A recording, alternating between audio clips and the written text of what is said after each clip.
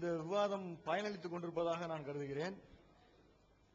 பார்வையாளர்கள் நாம் சொல்வது உண்மை என்று ஏற்றுக்கொள்கிறார்களோ இல்லையோ, விவாதிப்பவர்களே உண்மை என்று ஏற்றுக்கொண்டு வருகிறார்கள். நம்ம இந்த கடைசி அமர்வுல அவர் பேசும்போது முதலாக ஒருவர் பேச அந்த ஓரத்தில் உட்கார்ந்து இருக்கிறார். அவர் சொன்னாரு, நீங்க வேட்டிகேஷன் காட்டுறீங்க, சினாட்டிகேஷன் காட்டுறீங்க, அதெல்லாம் சரிதான், ஓகே ஓகே, அதெல்லாம் ஓகே தான், ஓகே சரிதான் அப்படின்றாரு. ஒத்துக்கிட்டீங்கல்ல, அதான் நாங்க சொல்லிக்கிட்டு இருக்கிறோம். அப்புறம் இன்னொருத்தர் சொன்னாரு, இம்மாரல் செய்திகள் எல்லாம் சொல்லிக்கிட்டு இருந்தாங்க காலையில, ஒழுக்கக்கேடான செய்திகள் எல்லாம் சொல்லிக்கிட்டு இருந்தாங்க நேற்று. நம்ம ஒழுக்கக்கேடான செய்தி நாங்களா சொன்னோம், பைபிள்ல இருக்குன்னு சொன்னோம், அதெல்லாம் ஒழுக்கக்கேடுன்னு சொல்லிட்டாங்க. அதுக்கு அடுத்தவர் கொஞ்சம் டைம் அவருக்கு என்னன்னு தெரியல, கேலண்டர் ரொம்ப வேகமா பிச்சுட்டு வரணும்னு தெரியல, அடுத்த வாரம் உள்ள செய்திகளை அன்னைக்கு உட்கார்ந்து பேசிட்டு இருக்காரு. அவங்களுக்கு எப்பவுமே அந்த குழப்பம் இருக்குது. கேலண்டரை பிக்கும் போது ஒவ்வொரு பேஜா பேப்பரா பிக்க சொல்லுங்க டெய்லி ஷீட்ல. அடுத்த வாரம் தான் அந்த குரான்ங்கிற தலைப்பு, அடுத்த வாரம், இந்த வாரம் பைபிள்ங்கிற தலைப்பு. இந்த குரான் சம்பந்தமா என்னென்ன இருக்கோ அதான் அடுத்த வாரம் வச்சுக்கலாம். அதுல ஒருத்தர் மிரட்டவும் செய்யறாரு, இந்த மாதிரிலாம் சொன்னா நாங்களும் சொல்லுவோம் தெரியுமா, அப்படி இதெல்லாம் சொல்லாத, நீ சொல்லாம நானும் சொல்ல மாட்டேன், என்ன விளையாடிக்கிட்டு இருக்கியா, விவாதம் சொல்லிட்டு வந்துட்டு. அப்புறம் இன்னொருத்தர் சொல்றாரு, அவரு எங்க சர்டிபிகேட் தர வேண்டியது இல்லைங்கிறாரு, ஆனா 200 இயர்ஸ் முன்னால உள்ள நாலேஜ் வச்சு பேசிக்கிட்டு இருக்காரு. அவர் 2 மேனுஸ்கிரிப்ட் வச்சு பேசிட்டு இருக்காரு. இப்ப 27,000 மேனுஸ்கிரிப்ட்ன்றாரு. ஆனா 2 மேனுஸ்கிரிப்ட் வச்சு பார்த்தா இத்தனை கோளாறு இருக்குதா? 27,000 எடுத்தா என்ன ஆகும்? நான் அவுடேட்டட்ங்கிறீங்க, என்ன அவுடேட்டடா இருக்கும்போது எந்த லட்சணமா இருந்தா, if I'm updated, what will happen to your debate, what will happen to your scriptures? அப்புறம் 2 தடவை நேத்தும் ஒரு சேலஞ்சுன்றாங்க, இன்னைக்கும் சேலஞ்சாங்க. நாங்க அந்த கண்டுக்கிறதே இல்லை, சும்மா பாவலா பார்த்தா அடிக்க வரையா அந்த டைப். இது ஏற்கனவே சேலஞ்ச் பண்ணிட்டு தான் இந்த டிபேட்டுக்கு பிக்ஸ் ஆகி வந்து உட்கார்ந்துகிட்டு அடி அடி அடி, என்ன அடிச்சுக்கிட்டே இருக்கேன், கேட்டுக்கிட்டு நான் எத்தனை அடி வாங்குறேன்னு எண்ணி பார்க்க வேண்டாமா அப்படின்னு உட்கார்ந்து முடிச்சுக்கிட்டு இருக்கிறாங்க. அவங்க சொன்னாங்க நேத்து, நம்மள சொன்னாங்க, அவங்க அப்படி நாங்க லாஜிக்னு சொன்னோம், they are getting upsetன்றாங்க. நீங்க பாத்துருப்பீங்க who is getting upset ன்னு. அவங்க அடி அடி நான் எண்ணிக்கிட்டு இருக்கிறேன்னு உட்கார்ந்து பேசிக்கிட்டு திரும்பவும் சேலஞ்ச் தான், இன்னும் எத்தனை அடி வாங்கன்னு என்றதுக்கா, இதுலயே எண்ணிக்கிறீங்க போதும். Right, will come to the slide. They started with saying that whatever slides we put, he said, okay, we all accept it. So that itself is the solution for the debate. There's no point to debate again. And another person was talking something which was out of topic. Anyway, we have a separate debate for discussing whether Quran is God's word. That's coming next week. So you don't have to hurry up.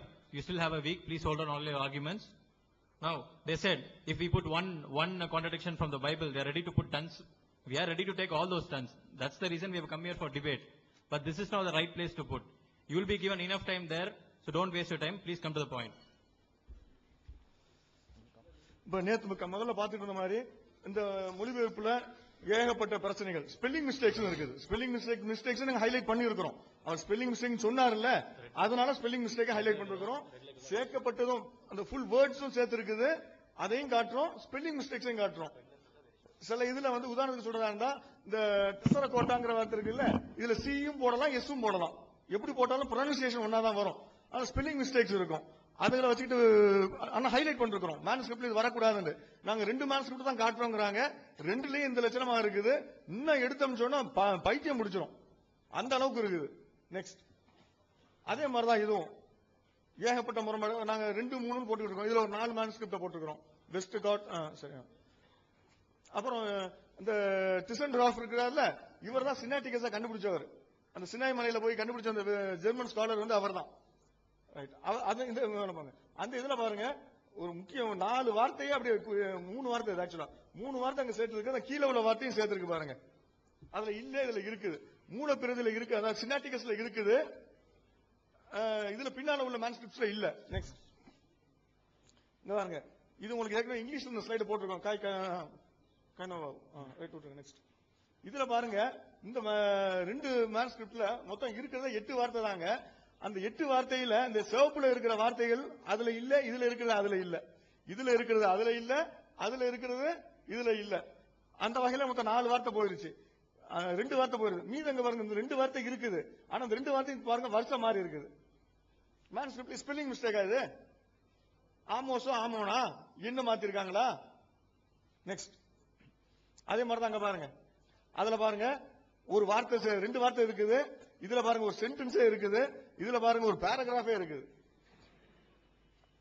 Next, அதே மாதிரி தான் எல்லாத்தையும் சும்மா ஒரு எக்ஸாம்பிளுக்காக தான் காட்டுறோம், எல்லாம் சும்மா சாம்பிள் தான். நெக்ஸ்ட் சாரி முன்னாடி போங்க. அதுல பாருங்க, அதுல மார்க்ஸ் நெக்ஸ்ட் மார்க் 9ல 43, 47 நம்ம ஏற்கனவே சொன்னோம். 46, 44 வசந்தை காணண்டம்ல அந்த மூல மொழிகள்ல பாருங்க, அந்த ஸ்டெஃபனஸ் கிரேக் மேன்ஸ்கிரிப்ட்ல அவர் வச்சிருக்கிறார். அவருடைய ஒரிஜினல்ல அது இருக்குது. 44, 46 இருக்குது. 47ல கூடுதலா 2 வார்த்தை இருக்குது.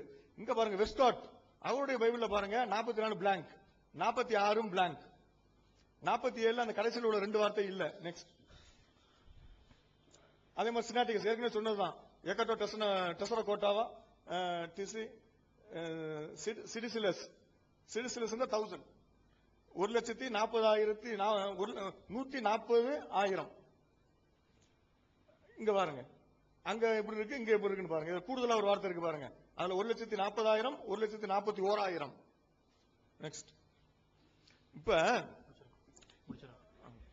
Dear brothers and sisters, when we quoted from just 2 manuscript variations, they wanted us to take 27,000 manuscripts and then come with the proofs.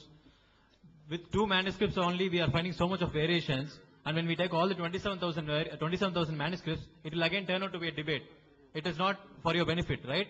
So you don't have to worry whether we are quoting from 27,000 or just 2 manuscripts. Within 2 manuscripts itself, you find so many variations. Then there are every chances that with 27,000 you will find exponentially different variations.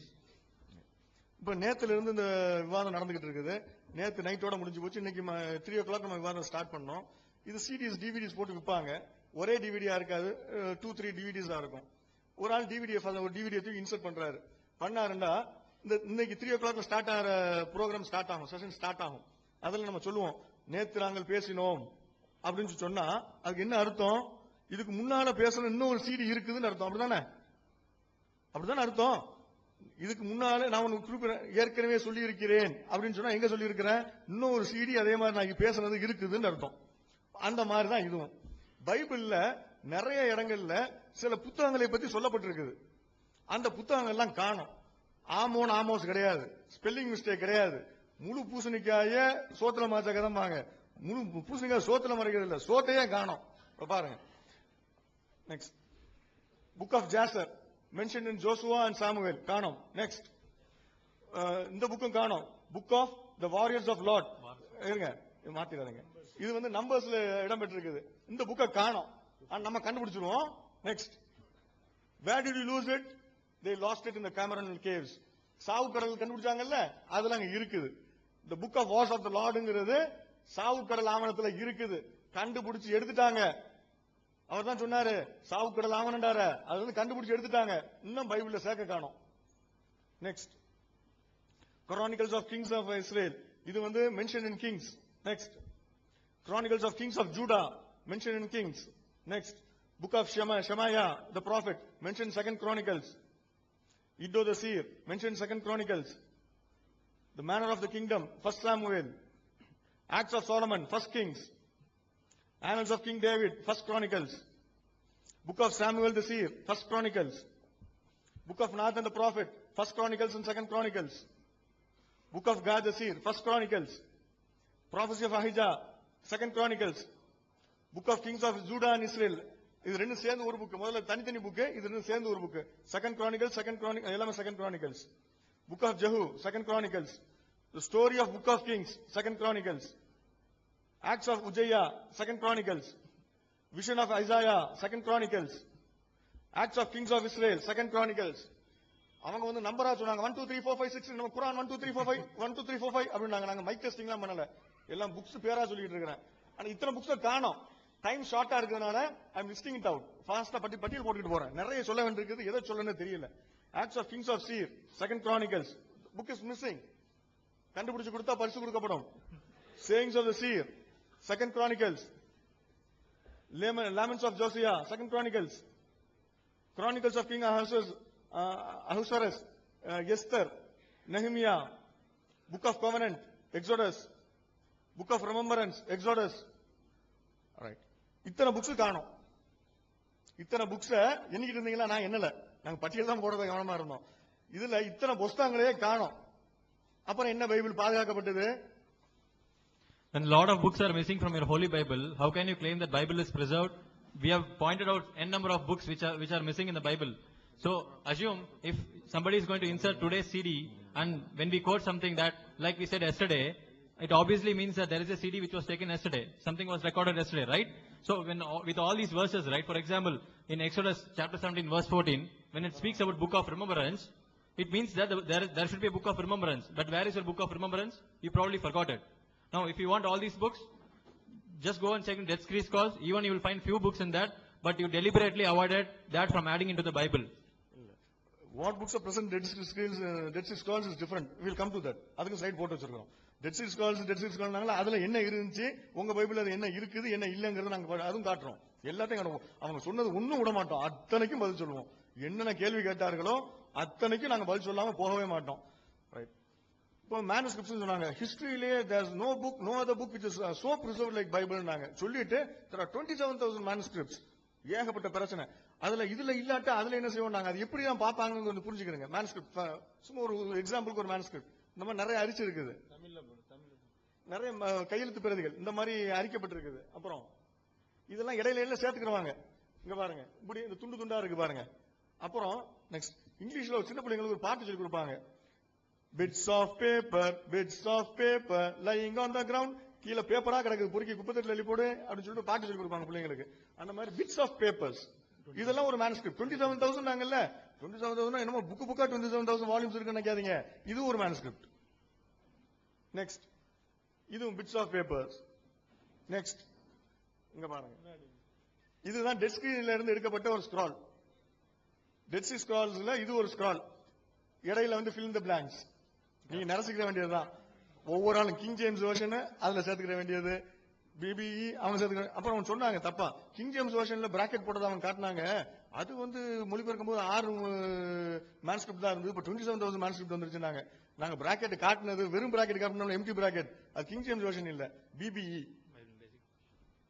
இது dead C scrolls TDS அதுல உள்ள ஒரு manuscript. நீங்க fill in the gaps. Next இது தவிர இந்த revelation சொல்லிட்டு இருந்தாங்க. அது சர்ச் ஃபாதர்ஸ் எழுத்துல இருக்குது அப்படின்னாங்க. அதுக்காக அதை எடுத்திருக்கோம். இப்ப So far they were boasting that they have 27,000 manuscripts, and these are the few manuscripts what they have. With this, what they can restore? There's no point in having these manuscripts. These are just like plain bit of paper. You can just throw it in the dustbin. What do you make out of it? Next ஆன்டிலோகமேனான்னு ஒன்னு இருக்குது. ஆன்டிலோகமேனாண்டா சர்ச்சைக்குரிய எழுத்துக்கள். சர்ச்சைக்குரிய எழுத்துக்களை ரெண்டு மட்டும் போடுறோம். நவீன காலத்துல உள்ளதும் பழைய காலத்துல ஒன்றையும் போடுறோம். லூதர் ஏண்டா அவங்களாம் மார்ட்டின் லூதரை பின்பற்றக்கூடிய குரூப் சார்ந்தவங்க, அதனால அதை எடுத்தோம். அவரு ஹீப்ரூஸ், ஜேம்ஸ், ஜூட், ரெவலேஷன் எல்லாமே சர்ச்சைக்குரியதுங்கிறார். அதெல்லாம் அவர் கடவுளுடைய வார்த்தை இன்ஸ்பயர்ட் வேர்ட்ஸ் ஏத்துக்கிறல, சர்ச்சை பண்ணாரு. ஆனா அது பிரச்சனையாக கூடாதுங்கிறதுக்காக சேர்த்துக்கிட்டாரு, அவருடைய பைபிள்ல சேர்த்துக்கிட்டாரு. இருந்தாலும் அதை வந்து அவர் சர்ச்சை பண்ணிருக்காரு. ரெஃபரன்ஸ் கீழே கொடுத்துருக்கிறோம். Next sorry. அப்புறம் இந்த ஏர்லி ஃபாதர்ஸ், நாங்க சர்ச் ஃபாதர்ஸ். இவர் ஒரு சர்ச் ஃபாதர்ஸ், யூசுபியஸ். இவர் கிபி 325 வாழ்ந்தவர். அவர் Hebrews, James, Jude, 2 Peter, 2 and 3 John, revelation அதெல்லாம் மறுக்கிறார். நெக்ஸ்ட் இப்ப சமீப காலத்தில் உள்ள அறிஞர்கள் என்ன இதை பத்தி என்ன சொல்றாங்க? தாமஸ் ஜெஃபர்சன் சொல்லிட்டு ஒரு அறிஞர், அவர் வந்து இந்த ரெவலேஷனே விட்டுட்டார். ரெவலேஷன் 2 அவங்க சொன்னதுனால நான் அதை எடுத்திருக்கிறேன். ரெவல்யூஷன் அவருடைய ஜாஃபர்சன் பைபிள்ங்கிற பைபிள்ல ரெவல்யூஷன் விட்டுட்டு அவர் என்ன சொல்றாங்க? Ravings of maniac, no more worthy or capable of explanation than the incoherences of our own nighty dreams. நம்ம கனவுல கண்டா எப்படி கிறுக்குத்தனமா கனவு காணுமோ அது மாதிரி தாங்க அது. அதை விட ஜார்ஜ் பெர்னார்ட் சொல்றாரு, a peculiar record of visions of a drug addict. போதை போட்டு தூங்குறவன் என்ன இப்படி எல்லாம் கற்பனை வருமோ அது மாதிரி. அதுக்கெல்லாம் கீழே ரெஃபரன்ஸ் கொடுத்துருக்கிறோம். நெக்ஸ்ட் இது வேணாம், சும்மா ஜார்ஜ் பெர்னார்ட் சொல்லுவாங்க, it's a most dangerous book in the world, keep it under lock and key, keep it out of reach of children. அது நானே சொல்றேன், அது யார் அடுத்தவங்களை கோட் பண்ண விரும்பல, நானே சொல்றேன். Keep it on lock and key, keep it out of reach of children. குழந்தைங்க பார்த்தா என்ன ஆகுறது? நெக்ஸ்ட் இதுக்கெல்லாம் காரணம் என்ன தெரியுமாங்க? இந்த காரணம் என்னன்னு கேட்டீங்கன்னா, இவங்க வச்சிருக்க பைபிள், அவர் இன்னொரு கேள்வி கேட்டார், முகமது காலத்தில் பைபிள் திருத்தப்பட்டதா இல்லையா, அப்ப இருந்துச்சா இல்லையா, எப்ப திருத்தப்பட்டதுன்னாங்க. அதுக்குதான் பதில் சொல்லிக்கிட்டு இருக்கிறோம். கடைசியில் அதுக்கு பதில சொல்லுவோம். அந்த பதில நீங்க தெரிஞ்சுக்கிருவீங்க. ரசூலுல்லாஹ் முஹம்மது நபியுடைய காலத்தில் பைபிள் இருந்துச்சா, திருத்தப்பட்டு இருந்துச்சா, எப்ப திருத்தப்பட்டுச்சு, எல்லாத்தையும் நாங்க பதில் சொல்லுவோம். அதுக்கு நீங்க தெரிஞ்சுக்கிருவீங்க எப்ப திருத்துனாங்க, யாரு திருத்துனா, எப்படி. இந்த ஃபர்ஸ்ட் ஸ்லைடே அதான் போட்டோம். அதுக்கு பதில் சொல்ல வேண்டிய கடமை எங்களுக்கு உள்ளது. அதுக்கு தான் பதில் சொல்லிக்கிட்டே வர்றோம். சொல்லிக்கிட்டே வந்து கடைசியில முடிப்போம். எப்படி திருத்தினாங்க, எப்படி பண்ணாங்க. இது ஜீசஸுக்கு இந்த கையில வச்சிருக்காங்களே பைபிள், இந்த பைபிள் ஜீசஸுக்கு தெரியவே தெரியாது. இதுதான் இவ்வளவு குழப்பத்துக்கும் காரணம். Next. Jesus does not know about the Bible what they have in their hand. Jesus did not have what you have. நீங்க எதை கையில் வைத்துக் கொண்டிருக்கிறீர்களோ அது இயேசுவிடம் இருக்கவே இல்லை. Proof. Jesus had less than 22 books in his Old Testament. இயேசுவுடைய பழைய ஏற்பாட்டில் 22க்கும் குறைவான புத்தகங்கள் தான் இருந்தது. அவற்றை 22 புத்தகங்கள் கூட கிடையாது. அவற்றை இருந்தது 22க்கும் குறைவான புத்தகங்கள் தான். பிளேவியஸ் ஜோசபஸ் இவர் வந்து ஒரு ஹிஸ்டோரியன், அவங்களும் ஏத்துக்கிறவர். அவர் வந்து கான்ட்ரா ஆப்பியான்னு சொல்லிட்டு ஒரு வரலாற்று நூல் எழுதியிருக்கார். ஆப்பியானுக்கு எதிராக எழுதியிருக்கார். அதுல புத்தகம் 1 செக்ஷன் 8 அவர் சொல்றாரு, அவர் யூதர், நம்மிடத்தில் இருக்கிறது 22 புத்தகங்கள் தான். அதுல 5 புத்தகங்கள் லாஸ் மோசேயுடையது, 13 புத்தகங்கள் நபிமார்களுடையது, தீர்க்கதரிசிகளுடையது, 4 வந்து பாடல்கள் அப்படிங்கிறார். 4 பாடல்கள்ங்கிறார். மொத்தம் 22ல 4 பாடல்கள்ங்கிறார். நெக்ஸ்ட். ஆனா இன்னைக்கு இவங்க வச்சுக்கிட்டு இருக்கிறது மைனாரிட்டி ஆஃப் த கிறிஸ்டியன்ஸ், ரொம்ப கொஞ்சம் பேர் வச்சிருக்காங்க 39. பெரும்பகுதியான மக்கள் வைத்திருக்கிறது, majority of the Christians are having 46 books in the Old Testament. ஆனா இயேசு வச்சிருந்தது 22க்கும் குறைவானது. இவங்க வைத்திருக்கிறதை இயேசு வைத்திருக்கவில்லை. இவங்க வைத்திருக்கிறதை இயேசு வைத்திருக்கவில்லைங்கிறதுக்கு இது proof. This is the only proof that the minority of the Christians are holding 39 books in the Old Testament and majority of the Christian population have 46. If you remember,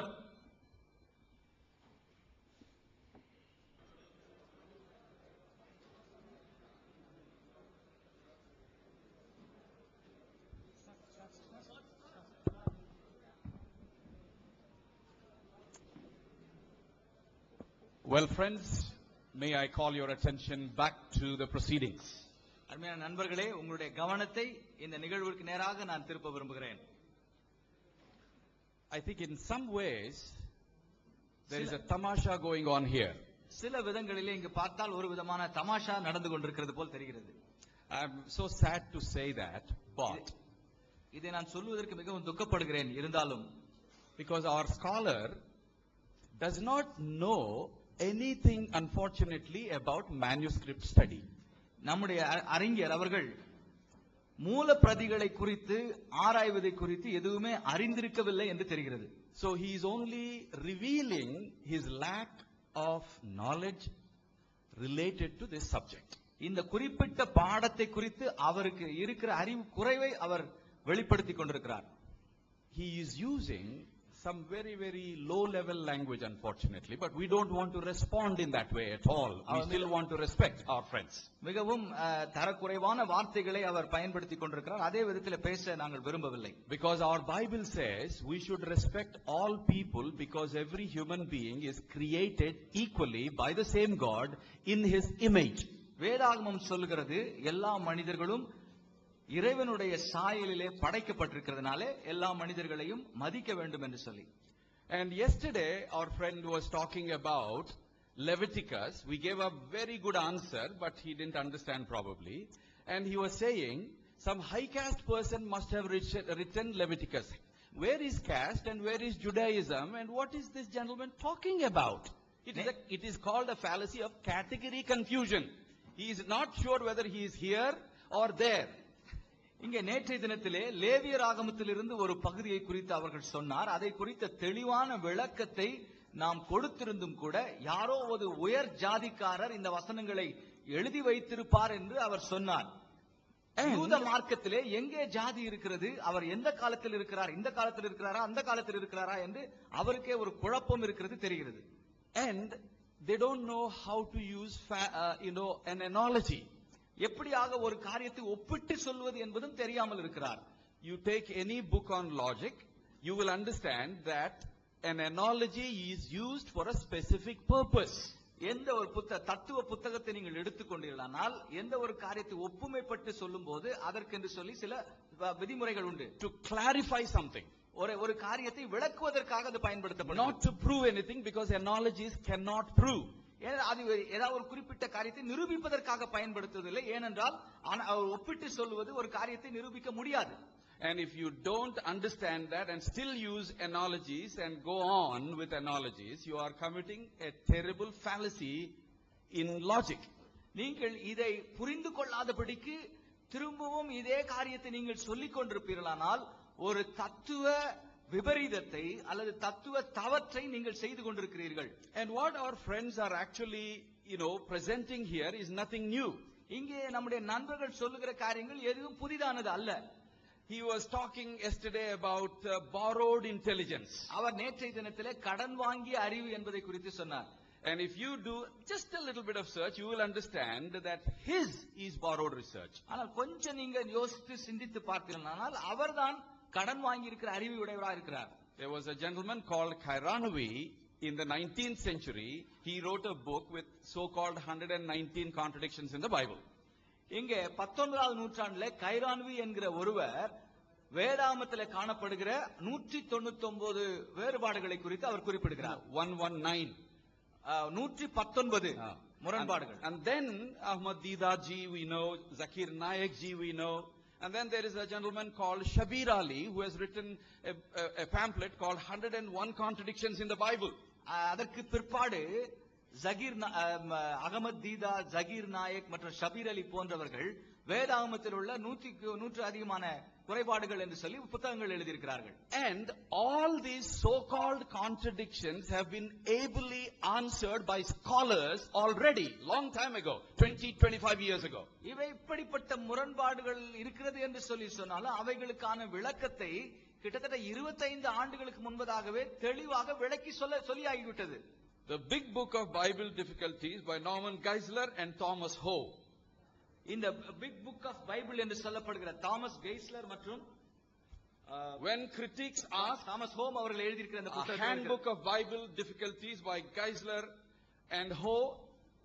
கெய்ஸ்லர் and hope என்பவர்கள் எழுதியிருக்கிற encyclopedia of Bible difficulties by Gleason Archer. வேதாகமத்தில் உள்ள கஷ்டங்கள் என்று சொல்லி அதற்குரிய விளக்கங்கள் என்று சொல்லி கெய்ஸ்லர் என்பவர் எழுதியிருக்கிறார். And I have a fat book here.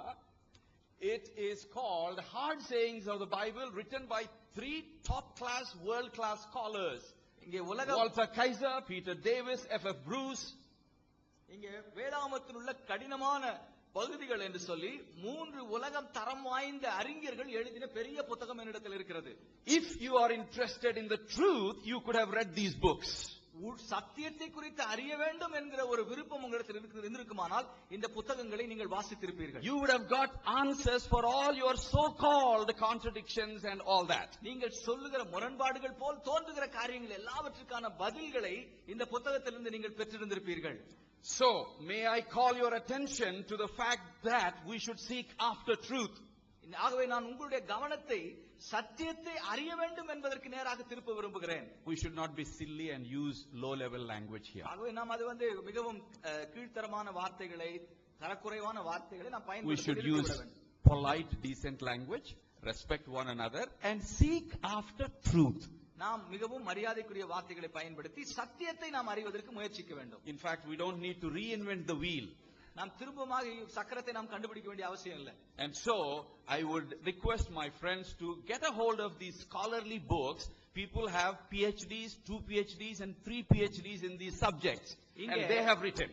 இங்கே பல விதமான டாக்டரேட் பட்டங்களை பெற்ற 2, 3, 4 என்று டாக்டரேட் பட்டங்களை பெற்ற இந்த மனிதர்கள் எழுதியிருக்கிற அறிஞர்கள் எழுதியிருக்கிற புத்தகங்களை வாசிக்கும்படியாக நான் கேட்டுக்கொள்கிறேன். And now coming to the basics. மறுபடியும் அடிப்படையான காரியங்களை குறித்து நேராக வருகிறேன். From yesterday, நேற்றைய தினத்திலிருந்து I have been saying this. நான் இதை சொல்லிக் கொண்டே இருக்கிறேன்.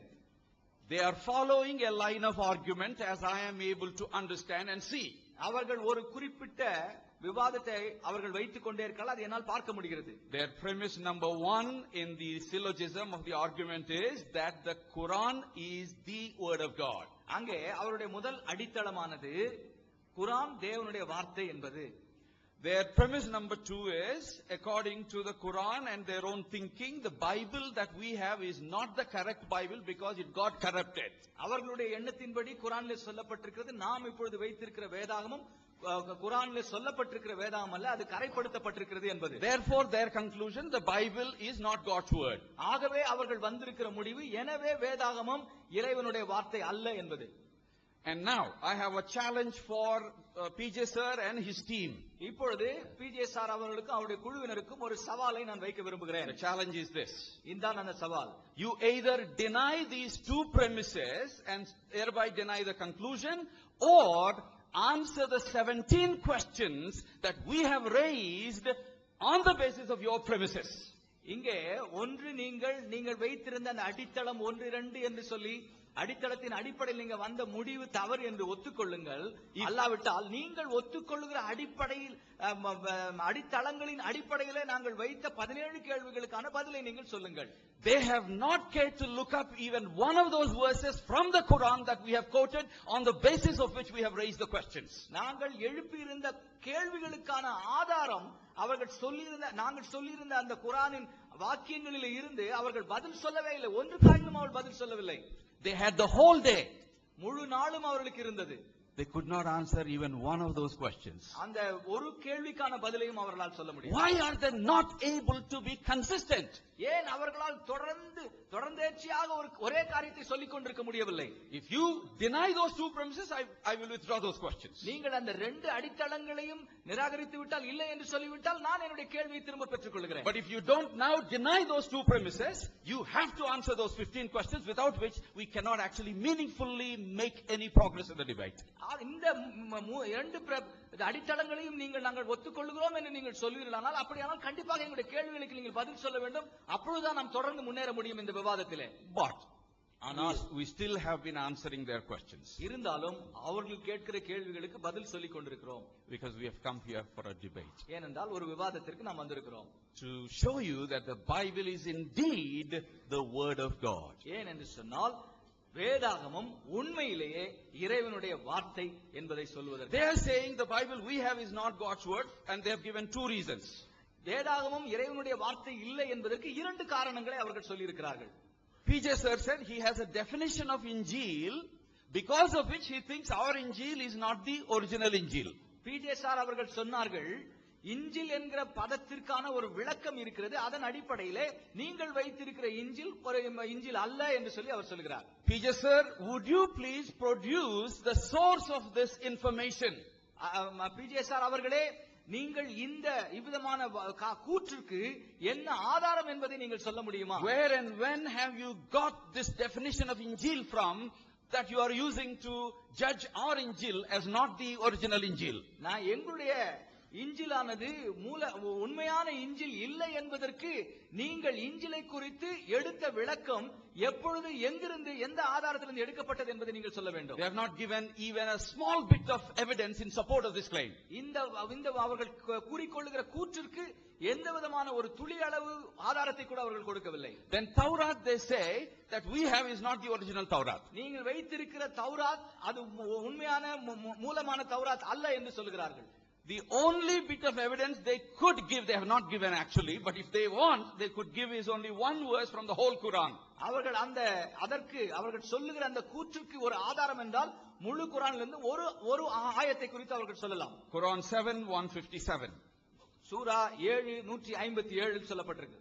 But ஆனால் I still would like to know if he has read that original Taurat, where he found that prophecy about Hazrat Muhammad. ஒருவேளை அவர் அந்த உண்மையான தௌராத்தை வாசித்திருந்திருப்பாரானால் ஹஸ்ரத் முகமதை குறித்து எங்கே சொல்லப்பட்டிருக்கிறது என்று அவர் சொல்ல வேண்டும். If they don't give any evidences for these claims, they are empty claims, baseless claims, which cannot stand even for half a minute in any debate in any court of law. இதற்கு அவர்கள் பதில் சொல்லவில்லை என்று சொன்னால் அவருடைய எல்லா விதமான கூற்றுகளும் எங்கேயுமே எந்த விவாதத்திலுமே ஒரு அரை நிமிடத்திற்கு கூட நிற்க முடியாது, தோற்று போய்விடும். But we have positively given 2 evidences for our belief that Bible is God's word. வேதாகமம் இறைவாக்கு என்பதற்கு 2 ஆதாரங்களை நாங்கள் கொடுத்திருக்கிறோம். We said Bible is God's word because it shows humanity the way of salvation. இது வேதாகமம் இறைவனுடைய வார்த்தை ஏன் என்று சொன்னால் இது மனித குலத்திற்கு ரட்சிப்பின் வழியை காண்பிக்கிறது. The only solution for the sin of humanity is shown only in the Bible. இங்கே மனித குலத்தினுடைய பாவத்திற்கு விமோசனத்தை குறித்து இந்த வேதாகமத்திலே நாங்கள் வைத்திருக்கிற இந்த வேதாகமத்திலே மாத்திரம் தான் சொல்லப்பட்டிருக்கிறது. We gave you the second evidence. நாங்கள் இரண்டாவது ஆதாரமாக சொன்னது The Bible is truth and truth alone. There is no error in it. அது இந்த வேதாகமானது சத்தியம் சத்தியமே இதிலே எந்த விதமான பிழையும் இல்லை என்று சொல்லி. They talked about two manuscripts, Sinaiticus and Vaticanus, and they mentioned a few other, codices today. இன்றைக்கு அவர்கள் சைனாட்டிகஸ் வாட்டிகானஸ் என்று சொல்லுகிற இரண்டு மூல கையெழுத்து பிரதிகளை குறித்தும் இன்னும் சில கையெழுத்து பிரதிகளை குறித்தும் சொன்னார்கள். And they used these to try and show that we don't have the original Bible with us. இதை எதற்காக சொன்னார்கள் என்று சொன்னால் அந்த உண்மையான வேதாகமத்தை நாங்கள் வைத்திருக்கவில்லை என்பதை கூறுவதற்காக. But ஆனால் this is actually a bigger problem for them than us. இது அவர்களுக்கு தான் மிகப்பெரிய பிரச்சனை நம்மை விட. In the Quran there is a mention made about Injil and Taurat and Zabur. குரானிலே இஞ்சிலை குறித்தும் தௌராத்தை குறித்தும் ஜபூரை குறித்தும் கூறப்பட்டிருக்கிறது. And it says that Allah is so powerful that he will supremely succeed in preserving his words. அங்கே தெளிவாக குர்ஆனில் சொல்லப்பட்டிருக்கிறது அல்லாஹ் மிக பெரியவர், அவர் தன்னுடைய வார்த்தைகளை அவர் காப்பாற்றுவதற்கு மிகவும் வல்லமை உள்ளவராய் இருக்கிறார் என்று சொல்லி. I would like to give you textual Quranic evidences for this. இதற்காக குர்ஆனிலிருந்து சில ஆதாரங்களை உங்களுக்கு சொல்ல விரும்புகிறேன். You read Surah 5. சூரா 5 நீங்கள் verses 43 to 48. 43 இலிருந்து 48 ஆயத்துகளை வாசித்து பார்க்கலாம். See what it says. அது என்ன சொல்கிறது என்று பார்க்கலாம். Surah 5:43 it says, but how do they come to you for decision while they have the Taurat, in which is the plain decision of Allah, yet even after that they turn away. எதற்காக அவர்களிடத்திலே தௌராத் என்கிற அந்த புத்தகம் இருக்கும்போது உன்னிடத்திலே தீர்மானம் செய்வதற்காக வந்தார்கள். அதிலே தௌராத்திலே தெளிவான விளக்கங்கள் இருக்கிறதே. 44 Verily we did send down the Taurat to Moses, therein we was guidance and light. அங்கே மூசாவிற்கு நாம் தௌராத்தை அளித்தோம், அதிலே நேர்வழியும் ஒளியும் இருக்கிறது. And then verse 47 47ஆம் ஆயத்து, and whoever does not judge by what Allah has revealed, அல்லாஹ் வெளிப்படுத்தின விதத்திலிருந்து தீர்மானிக்காதவர் which is rebellious. அவர்கள் அல்லாஹ்வுக்கு எதிராக இருப்பவர்களாக எண்ணப்படுவார்கள். And then 47, here is the important verse. இங்கேதான் முக்கியமான வாக்கியம் வருகிறது. We have sent down to you the book confirming the scripture that came before it. நாம் உமக்கு புத்தகத்தை அளித்திருக்கிறோம், அது உமக்கு முன் வந்த புத்தகத்தை அது உறுதிப்படுத்துகிறதா இருக்கிறது என்று சொல்லி. Their book says, Allah says, I have sent books before you and I confirm those books. அல்லாஹ் சொல்லுகிறார், உமக்கு முன்பதாக நான் புத்தகங்களை அனுப்பி இருக்கிறேன், அதை நான் உறுதிப்படுத்துகிறேன் என்று சொல்லுகிறார். And if you want, you can read the Arabic as well. இதை நீங்கள் அரபு மொழியிலும் நீங்கள் இதை வாசிக்கலாம். 6:34 6:34 and then 10:64. 10:36. For example, 6:34 it says, La mubadila la kitamatillah. It basically means the words of Allah cannot be changed. அல்லாஹ்வின் வார்த்தைகளை மாற்ற முடியாது என்றுதான் அதனுடைய அர்த்தம். And 10:64 also says the same thing. 10:64 அதே காரியத்தை தான் கூறுகிறது. And so according to them, the Injil and Torah that were there at that time should have been preserved. இந்த வார்த்தையின்படியே அந்த காலத்தில் இருந்த தௌராத்தும் இஞ்சிலும் அல்லாஹ்வினால் பாதுகாக்கப்பட்டிருக்க வேண்டும். And 5:48 if you read, it very clearly says that preservation is the supreme success of Allah. இங்கே 5:48ல வாசிக்கிறோம், இந்த பாதுகாப்பு தான்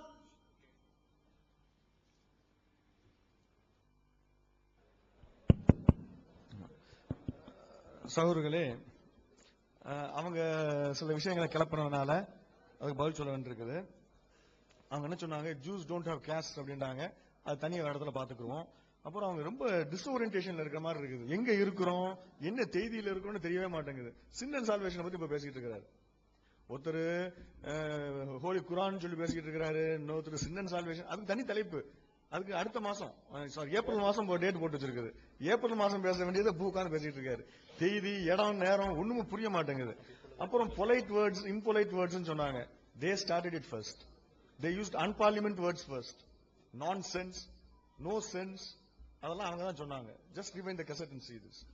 அந்த impolite words எல்லாம், unparliament words எல்லாம் they said that. ரெண்டாவது, it's a debate. We will have to call a spade a spade. என்ன இருக்குதோ அப்படிதான் சொல்லணும். அதுல அசிங்கமான வார்த்தைன்னா அசிங்கமா தான் சொல்லணும். கழுத மாதிரி உறுப்புனா கழுத மாதிரி உறுப்பு தான் சொல்ல முடியும். அதுக்கு நாங்க வந்து கழுத மாதிரி உறுப்புங்கிறத பூனைக்குட்டி உறுப்புனா எங்க மாத்த சொல்றீங்க? அது பைபிள்ல என்ன இருக்கோ அதை தான் நாங்க சொல்ல முடியும். அதை வந்து இம்மாரல் மேட்டர்ஸ் பத்தி பேசிக்கிட்டு இருந்தாங்க. நாங்க இம்மாரல் பைபிளை பத்தி பேசிக்கிட்டு இருந்தோம்.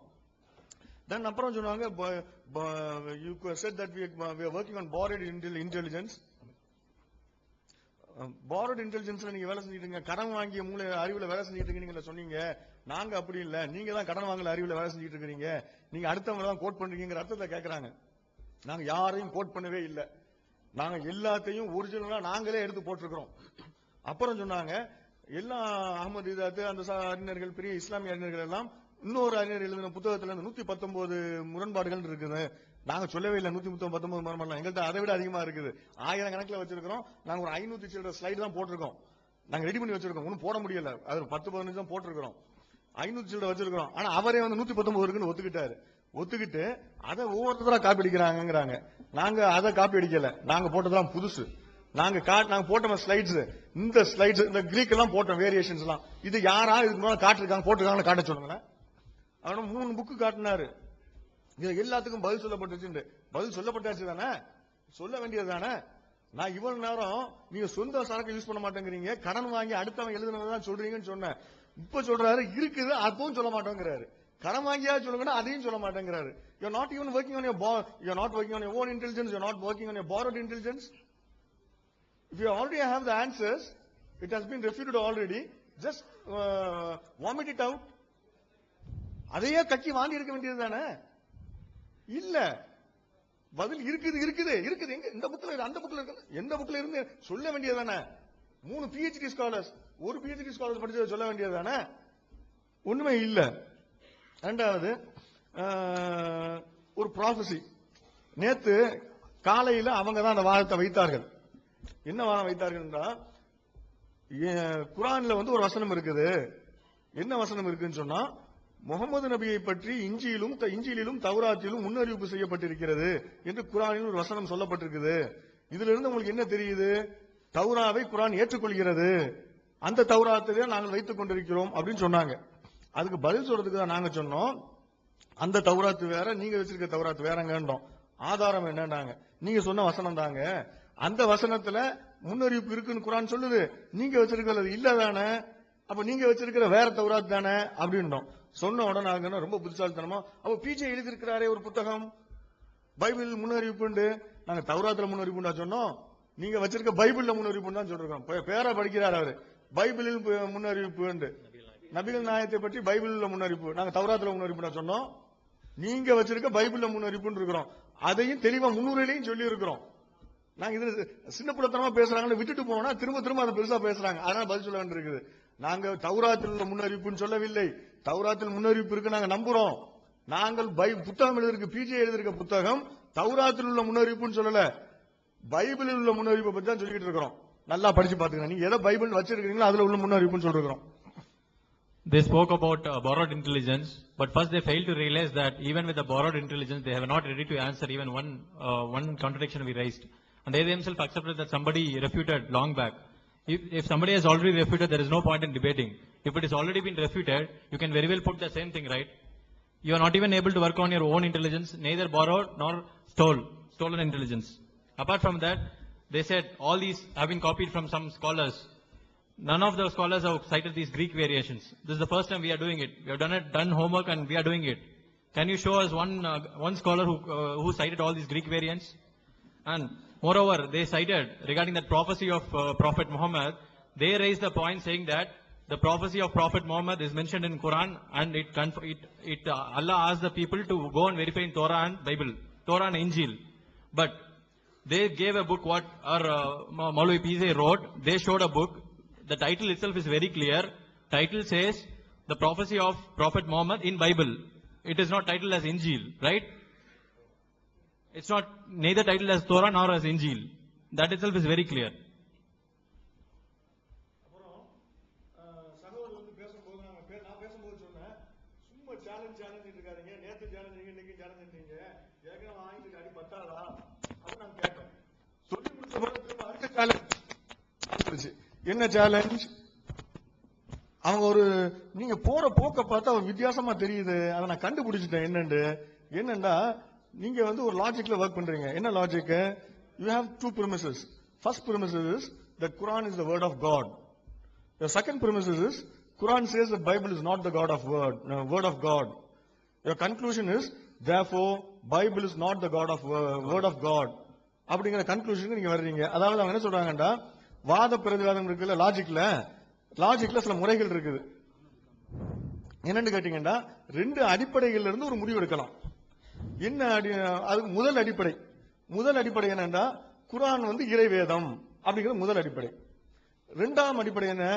குர்ஆன் சொல்கிறது பைபிள் இறைவேதம் இல்லை. இந்த ரெண்டு அடிப்படையில இருந்து முடிவுக்கு ஒன்று வரலாம். என்ன முடிவுக்கு வரலாம்? இதுல இருந்து என்ன தெரியுதுன்னா, பைபிள் இறைவேதம் இல்லை என்று தெரிகிறது. அப்படிதானே? இதுதான் லாஜிக். ரெண்டு அடிப்படையிலிருந்து ஒரு முடிவுக்கு வர்றதுதான் லாஜிக்கும்பாங்க. அதான் அவர் டெக்னிக்கலா சொல்றாரு. என்ன சொல்றாருன்னா, இந்த ஃபர்ஸ்ட் பிரமிசஸ், முதல் அடிப்படை என்னன்னு கேட்டா, குர்ஆன் வந்து கடவுளுடைய வார்த்தை. இரண்டாவது பிரமிசஸ், குர்ஆன் வந்து பைபிள் இறைவேதம் இல்லை என்று சொல்கிறது. இது ரெண்டையும் நீங்க ஏத்துக்கிட்டு முடிவுக்கு வர்றீங்க. என்ன முடிவுக்கு? பைபிள் இறைவேதம் இல்லைங்கிற முடிவுக்கு வர்றீங்க. நான் உங்களை சேலஞ்ச் பண்றேன், நீங்க நிரூபிக்க முடியுமாண்டாரு. I accept the challenge. நாங்க முதல்ல சின்ன பிள்ளைத்தனமா சொல்லிட்டு இருக்கீங்க, அடிக்க எண்ணிக்கிட்டு இருக்க நீங்க சொல்லி கிண்டலா சொன்னேன். இப்ப நீங்க திரும்ப சொல்றதுனால அதை ஏத்துக்கிறோம். அந்த சவாலை நாங்கள் ஏற்றுக்கொள்கிறோம். இப்ப நாங்க நிரூபிக்கிறோம். அது மாத்திரம் இல்ல, இன்னொருத்தர் கேட்டாரு. அவர் சொல்றாரு, அந்த இஞ்சில் வேற இந்த இஞ்சில் வேற. அது நீங்களா சொல்றீங்க, அதுக்கு என்ன ஆதாரம்? அந்த ஆதாரத்தை உங்களால் காட்ட முடியுமான்னு கேட்டார். காட்டிக்கிட்டு இருக்கிறோம், காட்டுவோம். நாங்க முடியும் போது அனைவரும் இந்த 10 நிமிஷத்துலயோ அல்லது அடுத்ததுக்குள்ளேயோ முடிச்சு காட்டிடுவோம். அந்த தௌரா வேற இந்த தௌரா வேற, இந்த இஞ்சில் வேற அந்த இஞ்சில், நீங்க வச்சிருக்கிற இஞ்சிலே கிடையாது, நீங்க வச்சிருக்கிற தௌராத்தே கிடையாதுங்கிறத இப்ப நாங்க நிரூபிக்க போறோம். நிரூபிச்சுக்கிட்டே வர்றோம், ஸ்டார்ட் பண்ணி இருக்கிறோம். இப்பதான் முடிவுக்கு வருவோம். அந்த சேலஞ்சை நாங்க அக்செப்ட் பண்ணிக்கிறோம். We have taken up the challenge that we have to argue based on the two premises and then with a conclusion. Now, another person asked from the other side whether we have proofs that the Torah is not the one what is mentioned in Quran. Yes, we are going to prove that. That is what we are doing. And they never touched even on one slide. And by the end of these slides, probably in this sitting or the next one, we'll be able to affirmly say that the Torah and Bible, what you have, is not the one what is mentioned in Quran, Torah and Injil. முதல்ல சொன்ன உங்கள்ட்ட, இயேசுடைய காலத்தில் இயேசுவிடத்தில் இருந்தது 22க்கும் குறைவான புத்தகம். அதுக்கு ஆதாரம் என்ன காட்டின? ஜோசப்புடைய வரலாற்று நூல்ல அவர் எழுதியிருக்காரு. புக் நம்பர் 1 செக்ஷன் 8ல அவர் என்ன எழுதியிருக்காரு? கான்ட்ரா ஆப்பியானுக்கு எதிராக அப்படிங்கிற நூல்ல அவர் என்ன எழுதியிருக்காரு? அவர் வந்து எப்ப உள்ளவர்னு சொன்னா, கிபி 30ல பிறந்தார். அவர் 30ல் பிறந்து கிபி 100ல இறக்கிறார். இந்த புத்தகம் எப்போ எழுதப்பட்டதுன்னா தோராயமாக கிபி 70 என்று சொல்லப்படுகிறது. ஆனா அவர் இறந்தது 100ல. இந்த 70ல இருந்து 100க்குள்ள ஏதோ டேட்ல வச்சுக்கிறீங்களா, அந்த டேட்ல எழுதியிருக்காரு. அதை என்ன சொல்றாரு? நம்மள்ட்ட இருக்கக்கூடிய புனிதமான புத்தகத்தில் 22 நூல்கள் தான் இருக்குது. அதுல 5 மோசேயுடையது, 13 வந்து தீர்க்கதரிசிகள் ப்ராஃபட்ஸ் உடையது, 4 வந்து துதிப்பாடல்கள் உடையது அப்படிங்கிறார். 4 துதிப்பாடல்கள் அவர் சொல்றார். இது எப்ப சொல்றாரு? கிபி இறந்து 40 வருடத்திலிருந்து 60 வருடத்துக்கு பிறகு அவர் சொல்றார். கிபி கிறிஸ்து இயேசு இறந்து 40 முதல் 60 வருடத்துக்கு பிறகு அவர் சொல்றார். அப்ப கேசு பிறந்த நேரத்தில் என்ன இருந்தது அப்படிங்கிற பார்ப்போம். ரைட். இப்ப இவங்க கையில என்ன வச்சிருக்காங்க? 36, 49, 39, 46 வச்சிருக்காங்க. அப்ப இயேசு வைத்திருந்ததை விட அதிகமான பழைய ஏற்பாட்டை இவங்க வைத்திருக்கிறாங்க. இயேசு இதை பார்த்ததே இல்லை. இவர்கள் வைத்திருந்த இந்த பழைய ஏற்பாட்டை இயேசு பார்த்ததே கிடையாது. இந்த பழைய ஏற்பாட்டுக்கும் இயேசுக்கும் சம்பந்தமே கிடையாது. இவர்கள் எதை தோரா என்று சொல்கிறார்களோ அந்த தோராவுக்கும் இயேசுடைய தோராவுக்கும் சம்பந்தமே கிடையாது. அடுத்தது, whatever is in their hands is not Torah because Jesus has not seen Torah at all. Whatever the Torah as they claim. The Torah as they claim. they have been building an image as though the entire Old Testament is Torah. If they are doing it wantedly, it clearly shows the lack of knowledge. If they are doing intentionally, it's சொல்ல வேண்டியதில்லை, dishonesty, hypocrisy. அவங்க அதாவது அவங்க தோரான்னு சொல்லிட்டு இருக்காங்க. என்ன சொல்லிட்டு இருக்காங்கன்னா, தோராண்டா அந்த அந்த பழைய ஏற்பாடு இருக்குல்ல, அது முழுவதும் தோராண்டு அவங்க காட்டிக்கிட்டு இருக்காங்க. அந்த மாதிரி ஒரு பாவனா பண்ணிட்டு இருக்காங்க. அவங்க தெரியாம சொன்னாங்கடா அவங்க அறியாமையை காட்டுது. கிறிஸ்துவத்தை பத்தி அவங்க தெரியலன்னு அர்த்தம். தெரிஞ்சு சொன்னாங்கடா ஏமாத்த பாக்குறாங்க, பொய் சொல்றாங்க, கயமை அப்படின்னு காட்டுது. பழைய ஏற்பாட்டை யூதர்கள் 3 வகையாக பிரிப்பார்கள். இயேசு காலத்திலும் அன்று 3 வகையான பிரிவுகள் இருந்தது. பழைய ஏற்பாட்டை யூதர்கள் தனக் என்று சொல்வார்கள். தனக் என்பது 3 வார்த்தைகளுடைய சுருக்கம். தோரா என்றால் சட்டங்கள். அடுத்தது நபியீம், நபிங்கிறோம்ல, அதுல இருந்து வரக்கூடியது நபியீம். அடுத்து கித்வீம், கித்வீம்னா கிதாப், புத்தகங்கள், எழுதப்பட்டது, கதப, கித்வீம். இந்த தோராவில் உள்ள தாவையும் நபியீமில் உள்ள நாவையும் கித்வீமில் உள்ள காஃபையும் எடுத்து தனக் என்று சுருக்கமாக சொல்வார்கள். இந்த 3 பகுதிகளும் சேர்ந்ததுதான் பழைய ஏற்பாடு. இவங்க பழைய ஏற்பாடை காட்டி தோராங்கிறாங்கல்ல, அது தோராவும் கிடையாது, போராவும் கிடையாது, எல்லாம் ஃப்ராடு. அதனாலதான் சொன்னோம், நீங்க வச்சிருக்க தோரா இது இல்ல, நீங்க காட்டுறீங்களா பழைய ஏற்பாடு, இதுதான் தோரா என்றால் இயேசு காலத்தில் இருந்த தோரா இது கிடையாது. முகமது நபி காலத்தில் இருந்த தோராவும் இது கிடையாது. போதுமா ப்ரூஃப்? இஞ்சிலுக்கு வர்றோம், புரிஞ்சுக்கிட்டீங்களா? இது ஃப்ராட் பண்றாங்க, பொதுமக்களை ஏமாத்திக்கிட்டு இருக்காங்க. ரைட். இப்ப தோராண்டா என்ன? தோராண்டா 5 புத்தகங்கள் தான். நபியீம்ங்கறாங்கல்ல, நபியீம் சொன்னா அது இந்த புத்தகங்கள் தான். புரிஞ்சுக்கிறதுக்காக சொல்ற, முழு விவரம் போட முடியாது, ஸ்லைட்ல இடம் பத்தல. இந்த ரைட்டிங்ஸ் கித்வீம்ங்கிறதுல Psalms, Proverbs, Job, Ruth, Song of Songs, அது உன்னத பாட்டு, இந்த இதுகள் எல்லாம் ரைட்டிங்ஸ் சொல்லுவாங்க. சரியா? இந்த 3 பகுதிகள் அந்த பழைய ஏற்பாட்டில் இருக்குது. இதுல இந்த ரைட்டிங்ஸ்ங்கிறதுல எழுத்துக்கள், கித்வீம்ங்கிறதுல இந்த சாம்ஸை மட்டும் நாங்க கோடு போடாம விட்டுருக்கோம். அதுக்கு ஒரு காரணத்தோட தான் போட்டிருக்கிறோம். Next slide. All that was in Old Testament can be categorized into Tanakh, Torah, Nevi'im and Ketuvim. If the list clearly says that what all is present in Torah, Nevi'im and Ketuvim, these comprise the Old Testament and not the one what they claim, what they have in their hands. Jesus only had the Torah, Nevi'im and Psalms. இயேசு கையில வைத்திருந்த பைபிளில் இந்த பகுதிகள் மட்டும்தான் இருந்தது. earlier slide, முந்தின slide. இந்த கீழே கோடு போட்டிருக்க பாருங்க, இது ஒன்றுமே இயேசு கையில இல்ல. பழைய ஏற்பாடு இவங்க வச்சிருக்காங்களே, இது ஒண்ணுமே இயேசுட்ட கிடையவே கிடையாதுங்க. இயேசுட்டே இல்ல, அப்புறம் முகமது நபிட்ட இருந்துச்சா இல்லையாங்கிற ஏன் கேள்விக்கு வர்றீங்க? இயேசுவே வைத்திராத ஒரு பழைய ஏற்பாட்டை கையில வச்சுக்கிட்டு கடவுளுடைய வார்த்தை என்று பாவலா காட்டிக்கிட்டு இருக்கிறீங்க. இயேசுவிடம் இது இருந்தது இல்லை. ஆதாரம் வேணுமா? நான் சொல்ல வேண்டியது அவங்களுக்கு தெரியும். இது மக்களுக்காக தான் சொல்றோம். மக்களுக்காக சொல்றோம், அது ஒரு இதாக்கிட்டாங்க. நம்ம சகோதரர் பேசும்போது, நான் இது டிபேட்டுக்காக சொல்லல, நம்ம முஸ்லீம் சகோதரர்களுக்காக சொல்றேன் உடனே பிராக்கெட் போட்டு பேசினாரு, அடைக்குறிப்புக்குள்ள பேசினாரு. பேசணும்னு அடைக்குறிப்புக்குள்ள பேசுறீங்க, டிபேட்ல வந்துட்டு என்ன டிபேட் இல்ல நீங்க சரி அடைக்குறிப்பை எடுத்துட்டோம், நம்ம எடுத்துட்டோம். அந்த மாதிரி இப்ப வந்து நான் டிபேட்டுக்காக சொல்றேன், அவங்களுக்கே தெரியும். இதனால் டிபேட்டுக்காக நான் சொல்லாவிட்டால் இன்ஃபர்மேஷனுக்காக ஐம் சேயிங். இதெல்லாம் இயேசு காலத்தில் கித்வீம்ல இந்த பகுதிகள் எல்லாம் இயேசு காலத்தில் இருந்ததே கிடையாது. Next. Jesus had only Torah, Nevi'im and Psalms. He didn't have the writings. கித்வீம் அவர்கிட்ட கிடையாது. புரிஞ்சுக்கிட்டீங்களா? நெக்ஸ்ட். இதுக்கு ப்ரூஃப் என்னன்னு கேட்டீங்கன்னா, Jesus had less than 22 books in that. 22க்கும் குறைவான புத்தகம். அது காரணம் என்னன்னா, அந்த பழைய ஏற்பாடு கொஞ்சம் கொஞ்சமா சேர்க்கப்பட்டது. முதல் 2 வசனத்தை பாருங்க. For all the prophets and law prophecies until John. ஜானுடைய காலம் வரை பல தோராவும் நபியும் முன்னறிவிப்புகள் செய்து வந்தன அப்படிங்கிறார். மத்தேயு சொல்றார். அப்ப யோவானுடைய காலம் வரைக்கும் ஞானஸ்நானுடைய காலம் வரையிலும் அவங்கள்ட்ட இருந்தது லாஸும் தோராவும் நபியும் மட்டும்தான். லாஸ் அண்ட் ப்ராஃபிட்ஸ் மட்டும்தான். நியாயப்பிரமாணமும் தீர்க்கதரிசிகளும் தான் அவன்கிட்ட இருந்தது. கித்வீம் அவங்கள்ட்ட கிடையவே கிடையாது. சாம்ஸ் கிடையாது. அதுக்கு அடுத்தது law and profits until John. அதுலயும் அப்படிதான் இருக்கு. ஜான் வரைக்கும் தோராவும் இருந்தது, நபியும் இருந்தது, கித்துவும் கிடையாது. சரியா? இது யோவானுடைய காலம் வரை, ஜானுடைய காலம் வரை. அதே பைபிள்ல இயேசுவை பத்தி வருது. அப்ப இயேசு பல விஷயங்களை பேசும்போது அவரும் அதான் சொல்றாரு. லா அண்ட் ப்ராஃபிட்ஸ், தோராவும் நபியும் சொல்றாரு. அடுத்ததுலயும் பாருங்க, லா அண்ட் ப்ராஃபிட்ஸ், தோரா நபியும். அடுத்தது லா அண்ட் ப்ராஃபிட்ஸ், தோரா நபியும். ஒரே ஒரு இடத்துல, லூக்காவுல வரக்கூடிய இடத்துல தோரா, நபியும், சாம், இந்த 3 பகுதிகள் அது சொல்லப்பட்டிருக்கிறது. ஏற்கனவே உள்ளதில் எல்லாம் யோவான் வரைக்கும் தோராவும் நபியும் தான் இருந்தது. இயேசு பேசும்போது பின்னால சொல்றாரு, தோரா, நபியும் அண்ட் சாம்ஸ், இந்த 3 தான் இருந்தது. சாம்ஸ் தான் ரைட்டிங் நம்ம சொல்லிட்டோம். தோரா, நபியும் போய் சாம்ஸ்ங்கிறத கூடுதலா சொல்றாரு. இதுதான் ரைட்டிங்ஸ். ஆனா அங்க 22 புத்தகத்துல 4 பாடல்கள் இருந்ததுன்றாரு. பாடல் பதிகள்ல 4 இருந்தது. Devotional songs 4 இருந்ததுங்கிறார். ஆனா ஜீசஸ் சொல்றது ஒண்ணுதான் சொல்றார். அப்ப 3 இல்ல. அப்ப 21 புத்தகங்களை தான் இயேசு வைத்திருந்தார். All these verses clearly say that during the period of Jesus, he had only the laws and the prophets.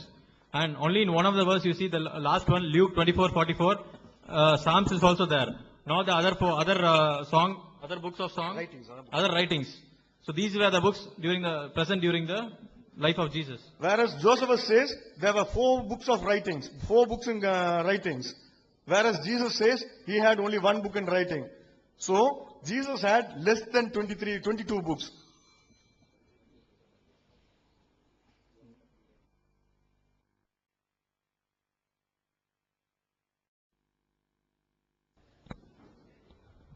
நண்பர்களே, அருமையான நண்பர், நல்ல அந்த டைமிங் கேப் கிடைக்கும் போது மக்கள் தூங்கிடக்கூடாது, நல்லா அப்படி ஆக்ஷன் எல்லாம் பண்ணி இப்படி காமெடி எல்லாம் பண்றாரு. இது என்ன சொல்றேன்னு தெரியல. Actually, dear friends, make some comedy in order to have the people awake. நம்மளும் இப்படியெல்லாம் பண்ணலாம். சரி, விவாதம்னு வந்தாச்சு. நேத்து ஒரு கேள்வி நம்ம கேட்டோம். ஏங்க நீங்க இப்படி சொன்னீங்களே, பைபிள்ல நபிகள் நாயகம்னு சொல்லி ஒரு புக் எழுதிருக்கீங்களே அப்படின்னு கேட்டோம். அது என்ன சின்ன பிள்ளைத்தனமான கேள்வி? விவாதத்தில் என்னங்க சின்ன பிள்ளைத்தனம் பெரிய பிள்ளைத்தனம்? நீங்க சொல்லுங்க, பதில சொல்லுங்க, நாங்க கேட்கிறோம். அவ்வளவுதான் வித்தியாசம். Yesterday we mentioned that you have written a book which says that Prophet Muhammad in the Bible. So when we asked for that, you said, what is that you are asking a childish like question? In a debate, what is that childish and all these things? You just give the answer, we are asking a question. என்ன கேள்வி கேட்டோம் நாங்க? அதாவது prophet Mohammed, ஹஜரத் முகமது அவருடைய காலத்துல அவர் தோராவை வச்சிருந்தார். அவர் காலத்தில் அது உபயோகப்படுத்தப்பட்டிருந்தது. இஞ்சில் வைத்திருந்தார், இஞ்சில் உபயோகப்படுத்தப்பட்டிருந்தது அப்படின்னு சொன்னா உங்களுடைய புத்தகத்துல இருந்தா எடுத்து கோட் பண்ணி காமிச்சாங்க. அவங்க அல்லாஹ் சொன்னாருன்னு சொல்லி கோட் பண்ணி காமிச்சாங்க. அப்போ இப்ப இருக்கிற புக் அது இல்ல அப்படின்னு நீங்க சொன்னீங்கன்னா, இப்ப இருக்கிற புக்ல ஏன் கோட் பண்ணீங்கன்னு கேட்டோம். சரி, ஓகே, இப்ப இருக்கிற புக் அது இல்ல அப்படின்னீங்க. அப்ப அந்த காலத்துல அந்த புக் இருந்ததுன்னு நீங்க ஒத்துக்கிறதா தான் இந்த இடத்துல இருந்து நமக்கு புரியுது. அது ஒத்துக்கலன்னு சொல்லும்போது நான் பின்னாடி வந்துடுறேன். இப்போ இன்னொரு கொஸ்டின் நான் உங்களுக்கு கேட்கிறேங்க.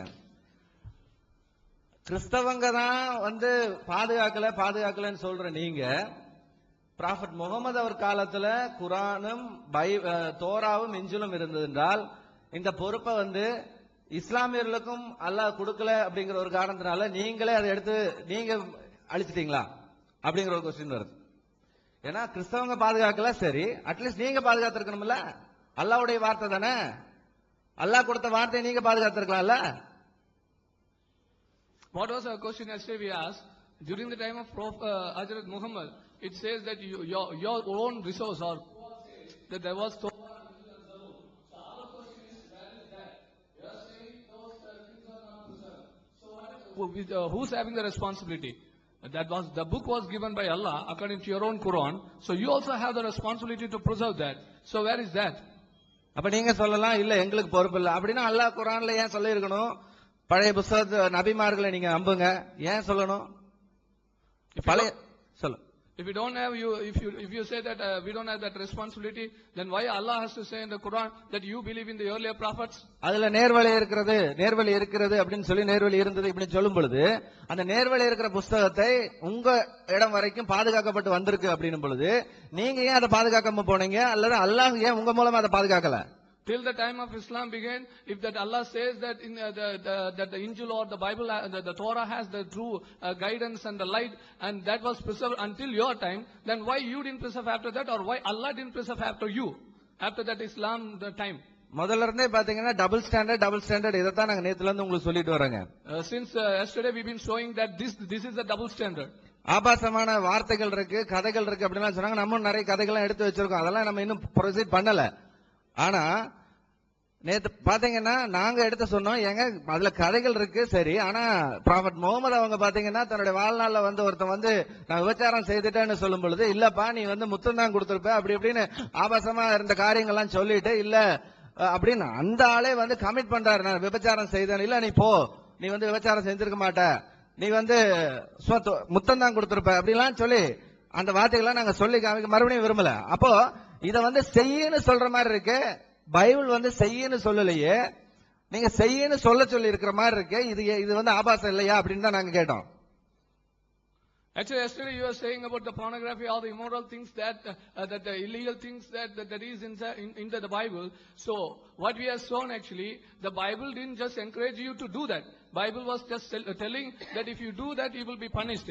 But we quoted even the hadith and all other things, where a man came to Hazrat Muhammad and saying that he committed adultery with somebody, but still that Hazrat Muhammad was not convinced with that, and he was asking whether you kissed or hugged or rubbed. So all these things he was asking. So what, according to your source, it says that it seems that it was that you are encouraging him to do that.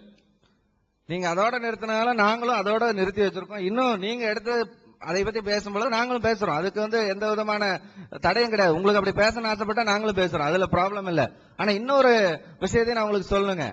அவங்க ஒரு படத்தை போட்டு காமிச்சிட்டு இப்படித்தான் பாதுகாக்கிறாங்க அப்படின்னு சொன்னாங்க. நான் ஒரு படத்தையும் உங்களுக்கு காமிக்கிறாங்க. Yeah, they've shown a picture and some bits of paper, and they said, this is how you preserved your manuscripts, and now we are also showing the picture. You see the picture. This is how they preserve their manuscripts. இது leg பீஸ்னு தான் நினைச்சிராதீங்க. This is not leg piece you eat in the chicken stall or something. என்ன காரணம்னா இதுதான் ஹசரத் முகமது அவர்கள் காலத்துல கரெக்டா எழுதப்பட்ட ஸ்கிரிப்சர்ஸ். அந்த ஸ்கிரைப் அவங்க இந்த நேத்து என்ன சொன்னாங்க, ஆட்டோகிராஃப் பத்தி பேசினாங்க. ஆட்டோகிராஃப் எப்படிதாங்க இருந்தது? So actually they were asking for autograph of the Gospels and all these things. So this is the autograph. It was written during the time of Hazrat Muhammad. How he was speaking, and this was that early manuscripts, if according to Quran. ஒரிஜினலா இந்த மாதிரி autograph எல்லாத்தையும் manuscript அவங்க பாதுகாத்துருக்கணும்னா ஒரு பெரிய godown மாதிரி சேமிச்சு இன்னைக்கு இது மாதிரி இருக்கிறத காமிச்சு தான் அவங்க அதை கிளைம் பண்ணுங்க, ஒரிஜினல் அல்லாஹ் பாதுகாத்துருக்காருன்னு சொல்லி. If they challenge that Allah has preserved what was the early manuscripts, if they challenge that Allah has preserved everything that He has given, and they should have a good on to keep all these things like this. இதுல word by word நாங்க சரியா இருக்கிறோம்ன்றத அவங்க இதுல நிரூபிச்சு காமிச்சதான் இது சரியா அல்லாஹ் பாதுகாத்தார் அப்படிங்கிறதுக்கு அர்த்தங்க. They should prove that all these things what we have today's Quran, everything is according to word by word with this what is that manuscript. இதுல இருந்து நீங்க என்ன புரிஞ்சுக்கிறீங்கன்னா, நாங்க திரும்பவும் சொல்றோம், இது குர்ஆனுக்கான விவாதமே கிடையாது. நாங்க டேட் எல்லாம் கிழிச்செல்லாம் பார்க்கல, ஃபுல்லா சொல்றோம். உங்களோட டபுள் ஸ்டாண்டர்டை தான் நாங்க இன்னும் விவரிச்சு உங்களுக்கு காண்பிச்சிட்டு இருக்கோம். நீங்க ரெண்டு விதமான வேடங்கள் போடுறீங்க. அதாவது பைபிளை சம்மதித்து வரும் பொழுது உங்களுடைய விவாதம் வேறு மாதிரி இருக்கிறது, ஆனால் குர்ஆனை நீங்கள் இறைவாதமாக ஏற்றுக்கொள்கிறதுக்கு வேறு விதமான ஒரு ஆதாரத்தை எடுத்துக்கொண்டிருக்கிறீர்கள் என்பதுதான் நான் உங்களுக்கு நிரூபிக்க காண்பிக்க விரும்புகிறேன். We are very clear about the dates and times and all. We are not just against saying all these things against Quran. We are simply showing that your double standard when you come to Quran and when you come to Holy Bible. That is what we've been showing since yesterday.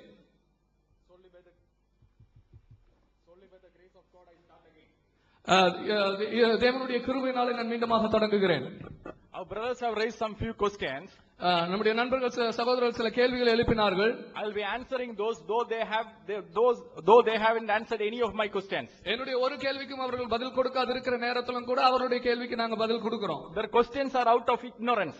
அவருடைய கேள்விகள் எல்லாம் பாத்தீங்கன்னா அறியாமையின் அடிப்படையில் இருந்ததான கேள்விகள். They quoted Josephus and said Josephus had only 22 books. அவர்கள் Josephus உடைய குறிப்பை சொல்லிட்டு அதுல 22 புத்தகம் தான் இருந்தது என்று குறிப்பிட்டார்கள். Sir, have you checked with any Jew what those 22 books were? அந்த யோசிபஸ் குறிப்பிட்ட 22 புத்தகத்தை யூதர்களோடு கம்பேர் பண்ணியிருக்கிறீங்களா? யூதர்களுடைய 22 புத்தகம் என்னவென்று நீங்கள் பார்த்திருக்கிறீங்களா? The 12 minor prophets were considered as one book in Josephus. 12 சிறிய தீர்க்கதரிசிகள் என்று சொல்லப்படுகிற அந்த புத்தகங்கள் யோசிபஸ் புத்தகத்துல ஒரு புத்தகமாக சொல்லப்பட்டிருக்கு. Jeremiah and Lamentation was considered as one. எரேமியாவும் அதன் புலம்பலும் ஒரு புத்தகமாக சொல்லப்பட்டிருக்கு. The different divisions, there were different divisions at the time of Josephus, but those were exactly the 39 books that we have right now. யோசிபுடைய காலத்துல இருந்ததான வெவ்வேறு பிரிவுகள், வேறுபட்ட பிரிவுகள் தான் இன்றைக்கு நம்முடைய 39 புத்தகங்களாகிய பழைய ஏற்பாட்டின் அத்தனை பிரிவுகளும். And a Muslim is not somebody to decide it. It should be the Jews who should be saying that. இதை தீர்மானம் பண்ணுவது ஒரு முஸ்லிமோ இஸ்லாமியர்களோ அல்ல, இருக்கக்கூடாது. இதை தீர்மானம் பண்ண வேண்டிய இந்த வேதத்தை கொண்டிருக்கிற யூதர்கள். This is the Jewish publication, Bible published by the Jewish Publication Society, and they have exactly the 39 books that we have. இதுதான் யூதர்களுடைய பப்ளிகேஷன் ஆகிய இந்த புத்தகம் தான் அவர்கள் 39 புத்தகம் என்பதை மிகச் சரியாக அது சொல்லி இருக்கிறார்கள். And he also said, Torah does not mean the entire Old Testament. அவர் சொன்னாரு தோராங்கிறது இவர்கள் கிறிஸ்தவர்கள் நினைச்சிட்டு இருக்கிற மாதிரி முழு வேதாகமம் முழு பழைய ஏற்பாடு அல்ல என்று அவர் சொன்னார். The Torah can mean the five books of Moses. Torah என்பது மோசேயுடைய 5 புத்தகங்களை குறிக்கும். The Torah can mean the entire Old Testament also. முழு பழைய ஏற்பாட்டையும் இந்த தோரா என்பது குறிக்கும். The Jews use that word like that. அந்த யூதர்கள் அப்படித்தான் அந்த வார்த்தையை உபயோகப்படுத்தினார்கள். For example, our own Lord Jesus Christ, உதாரணமாக நம்முடைய ஆண்டவராகிய இயேசு கிறிஸ்து in John chapter 10 verse 34, யோவான் 10வது அதிகாரத்தின் 34வது வசனத்திலே he quoted the Psalms and quoted it as Torah. அவர் சங்கீத புத்தகத்தை தோரா என்று குறிப்பிடுகிறதை பார்க்கிறோம். It is not Muslims who decide how to use a word.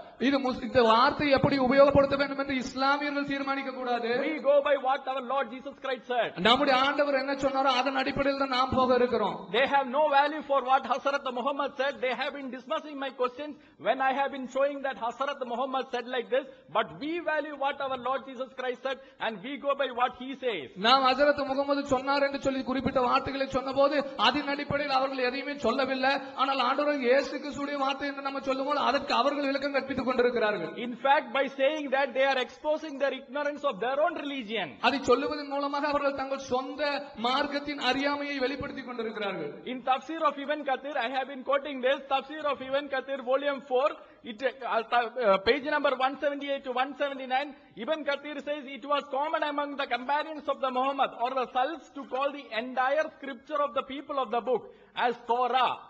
இப்னு கதீருடைய வால்யூம் 4 பக்கம் 178 179ல பார்க்கிறோம். ஹஜ்ரத் முகமதுடைய கம்பெனியர்களுக்கு மத்தியிலே அங்க முழு பழைய ஏற்பாட்டின் தோரா என்பது குறிப்பிடுவது, அப்படி தோரா என்று கூறுவது வழக்கமாக இருந்தது. The words can have different meanings. ஒருவேளை இந்த வார்த்தைக்கு வேறு வேறு அர்த்தங்கள் இருக்கலாம். He is showing his ignorance all the time. அவர் தன்னுடைய அறியாமையை தான் எல்லா நேரத்திலும் நல்லா பேசி காட்டுறார். And he has been quoting books from the reference books which are referred in the Bible as though books those were included as a part of canon. அவர் வேதாகமத்தில் குறிப்பிடப்படாத சில புத்தகங்களை ஏதாவது தள்ளுபடி ஆகமத்தில் குறிப்பிடப்பட்டது போல சொல்றார். Just because the Bible says book of Jasher in Joshua chapter 10 verse 13, யோசுவா 10:13ல யாசேருடைய புத்தகத்தை பத்தி பார்க்கிறோம். that doesn't mean that Bible said it is also referred there. That is it. The Bible didn't say that was a revelation which is included in the Bible. யாசேருடைய புத்தகத்தை பத்தி வேதாகமம் குறிப்பிடுவதனால இந்த வெளிப்பாடு அதிலேயும் இருக்கிறது, அதுவும் இறைவேதம் என்று பைபிள் சொல்லல, அதிலும் குறிப்பிடப்பட்டிருக்கிறது என்றதான ஒரு அடைமொழியை தான் அங்கு கொடுத்திருக்கிறது. There is absolutely no indication that we have lost any revelation. நமக்கு கொடுக்கப்பட்டதான எந்த வெளிப்பாடுகளையும் தொலைத்திருக்கிறோம் என்பதற்கு எந்த விதமான அடையாளம் கிடையாது. If at all we have to speak about losing any revelation, it is they who have to have read. ஒருவேளை கொடுக்கப்பட்ட வெளிப்பாடுகளை இழந்திருக்கிறீர்கள் தொலைத்திருக்கிறீர்கள் என்று சொல்லி பேசுவது என்று சொன்னால் அவர்கள் தான் கொடுக்கப்பட்ட ஏராளமான வெளிப்பாடுகளை தொலைத்திருக்கிறார்கள். I will give you the reason. அதற்கு நான் உங்களுக்கு காரணத்தை கொடுப்பேன். In Sahih Bukhari volume 7 hadith number 573, Sahih Bukhari volume 7 hadith number 573ல it is said that when before Hazrat Muhammad died, Hazrat Muhammad அவர்கள் மரிப்பதற்கு முன்பதாக, just before 3 or 4 days before he died, அவர் மரணத்தின் 3 நாட்களுக்குள்ளாக, அந்த மரணத்தின் முன்பதாக, listen to this carefully, இதை கொஞ்சம் கவனமா கவனிங்க. he wanted to give some teaching to the Muslims after which they will never go astray. அவர் சொன்னாரு, நான் சாக போறதுக்கு முன்னாடி உங்களுக்கு சில போதனைகளை கொடுக்க விரும்புறேன், இந்த போதனைகளை வாங்கினதுக்கு அப்புறம் நீங்க வழி விலகி போக மாட்டீர்கள் என்று சொல்லி ஒரு போதனையை கொடுக்க அவர் விரும்பினார். Quran was not sufficient. He said after which you will never go astray. இவர்களுடைய கருத்துப்படி அப்பொழுது குர்ஆன் இருந்தாலும் கூட அவர் சொல்லுகிற சொல்லுகிற கருத்துப்படி குர்ஆன் போதுமானதாக இல்லை, நான் ஒரு காரியத்தை கொடுக்க விரும்புகிறேன், இதை கொடுத்த பிறகு நீங்கள் வழி விலகி போக மாட்டீர்கள். But what happened to that revelation? ஆனா அந்த வெளிப்பாடுக்கு என்ன நடந்துச்சு தெரியுமா? There was another companion called Umar. அவருக்கு இன்னொரு தோழர் இருந்தார், உமர் என்று அழைக்கப்பட்டவர். Umar stopped Allah's prophet from giving that teaching. அல்லாஹ்வின் தீர்க்கதரிசியாக நபியாக அனுப்பப்பட்டதான அருமையான ஹஜரத் முகமது அந்த போதனையை கொடுப்பதிலிருந்து இந்த உமர் அவரை தடுத்து விட்டார். Umar said this Hazrat Muhammad is in unstable mind.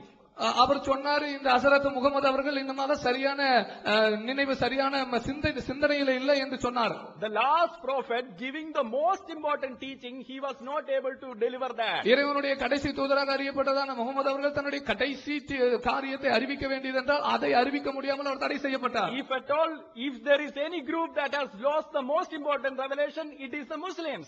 ஒருவேளை மிக மிக முக்கியமான ஒரு வெளிப்பாட்டை தொலைத்திருக்கிற ஒரு குழு இருக்கும் என்று சொன்னால் அதில் இஸ்லாமியர்கள் தான் அதை தொலைத்திருக்கிறார்கள். Again and again I was saying that the book, the Bible that Jesus affirmed, we have it and we are happy with that. எங்களுக்கு நான் மீண்டும் மீண்டுமாக திரும்ப சொல்லுகிற காரியம், இயேசு வேதாகமமாக உபயோகப்படுத்தின பழைய ஏற்பாடுகள் எங்களிடத்தில் இருக்கிறது, அவர் சொன்ன காரியங்கள் இடத்தில் இருக்கிறது. However, they can never ever get that revelation or the teaching that Muhammad wanted to give. இறுதியாக அருமையான ஹஜரத் முகமது அவர்கள் விரும்பி கொடுக்க விரும்பினதான அந்த டீச்சிங் என்ன என்பதை அவர்கள் ஒரு காலம் ஒருபோதும் பெற்றுக்கொள்ள முடியாது. It is there in Sahih Bukhari volume 4 hadith number 393. அதுவும் கூட சஹீஹ் புகாரி வால்யூம் 4 ஹதீஸ் நம்பர் 393 ல இருக்குது. The same thing is referred in Sahih Muslim book number 13 hadith number 4014. அதே காரியம் சஹீஹ் முஸ்லிம் 13:414 ல இருக்குது. It is again referred in Sahih Muslim book number 13 4015.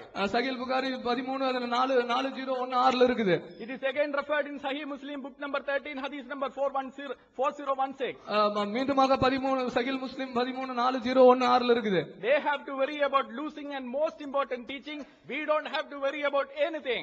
இந்த மனுக்குலத்திலே மிக முக்கியமாக தொலைந்து போனதான ஒரு வெளிப்பாட்டிற்கு அவர்கள் தான் வருத்தப்பட வேண்டும், நமக்கு வருத்தப்படுவதற்கு ஒண்ணுமே கிடையாது. And they have been raising the issue of the canon. அவர்கள் உன்னை இந்த கேனான் வேதாகமத்தை எந்த அளவில் நியமித்துக் கொண்டீர்கள் என்று சொல்லி அந்த காரியத்தை எழுப்பினாங்க. They have been asking why we are having only the 39 books and not the other books that the Catholics have. கத்தோலிக்கர் வைத்திருக்கிற புத்தகங்களை வைக்காம நீங்க எதுக்கு 39 புத்தகங்களை மட்டும் வச்சிருக்கீங்க என்கிறது கருத்துப்பட ஒரு காரியங்களை கொண்டு வந்தார்கள். Let me go to the Catholics itself. அந்த கத்தோலிக்க புத்தகத்துக்கே நம்ம கடந்து போவோமே. In the Catholic encyclopedia itself they mention about Saint Jerome who translated the Latin Vulgate. அவர்கள் கத்தோலிக்க என்சைக்ளோபீடியாவிலே லத்தீன் வல்கேட்ல மொழிபெயர்க்கம் செய்ததான ஜெரோமுடைய காரியத்தை குறிப்பிட்டிருக்கிறாங்க. Though Jerome translated the Apocrypha, Jerome and included that in the Latin Vulgate translate, he made a distinction between the canon and the other books. அவர் அந்த Latin வல்கேட்ல மொழியாக்கம் செய்யப்பட்ட போது தள்ளுமடி ஆகமத்துக்கும் சரியான வேதாகமம் என்று ஏற்றுக்கொள்ளப்பட்டதற்கும் ஒரு வித்தியாசத்தை அவர் அதிலே கொடுத்திருந்தார். But our eminent scholars does not know any of these things. ஆனால் இங்கே அமர்ந்திருக்கிற மிகச் சிறந்ததான அறிஞர்கள் இதை பற்றி ஒன்றுமே அறியாமல் இருக்கிறார்கள். And he quoted Bernard Russell on the Bible. Bernard Russell on the Bible. பெர்னார்டஸ் இந்த பைபிள் இருக்கிறதாக அவர் குறிப்பிட்டார். Sir, why are you quoting these kind of people? இவங்களெல்லாம் எதுக்கியா குறிப்பிட்டிருக்கீங்க? Shall I quote Swami Vivekananda on Muhammad? நாங்க முகமதுக்கு பதிலாக Swami Vivekananda குறிப்பிடலாமா? In the complete works of Swami Vivekananda volume 1 Raja Yoga chapter number 7, Swami Vivekananda mentioned that Muhammad was not a trained yogi, that is why he has included many myths in the Quran. Vivekananda அவர்கள் தன்னுடைய ஒரு புத்தகத்தில் எழுதியிருக்கிறார், ராஜயோகி என்கிறதான புத்தகத்திலே அவர் சொல்லி இருக்கிறார், ஹஜரத் முகமது அவர்கள் ஒரு சரியான யோகியாக அவர் பயிற்சிவிக்கப்படாததனாலதான் சில காரியங்களை அவருடைய புத்தகத்தில் எழுதியிருக்கிறார் என்று விவேகானந்தர் குறிப்பிட்டிருக்கிறார். Sir, if you quote Bernard Russell, I can quote another, but that is not the point. You can quote other scholars, I can quote other scholars, but what Hazrat Muhammad said about the Bible and what Jesus Christ said about the Bible should be the most important thing for what Hazrat Muhammad said should be the most important thing for a Muslim, and what Jesus Christ said should be the most important thing for a Christian. Why are we going away from that? பைபிளை பத்தி பெர்னாண்டஸ் என்ன சொன்னாருங்கிறது முக்கியம் அல்ல.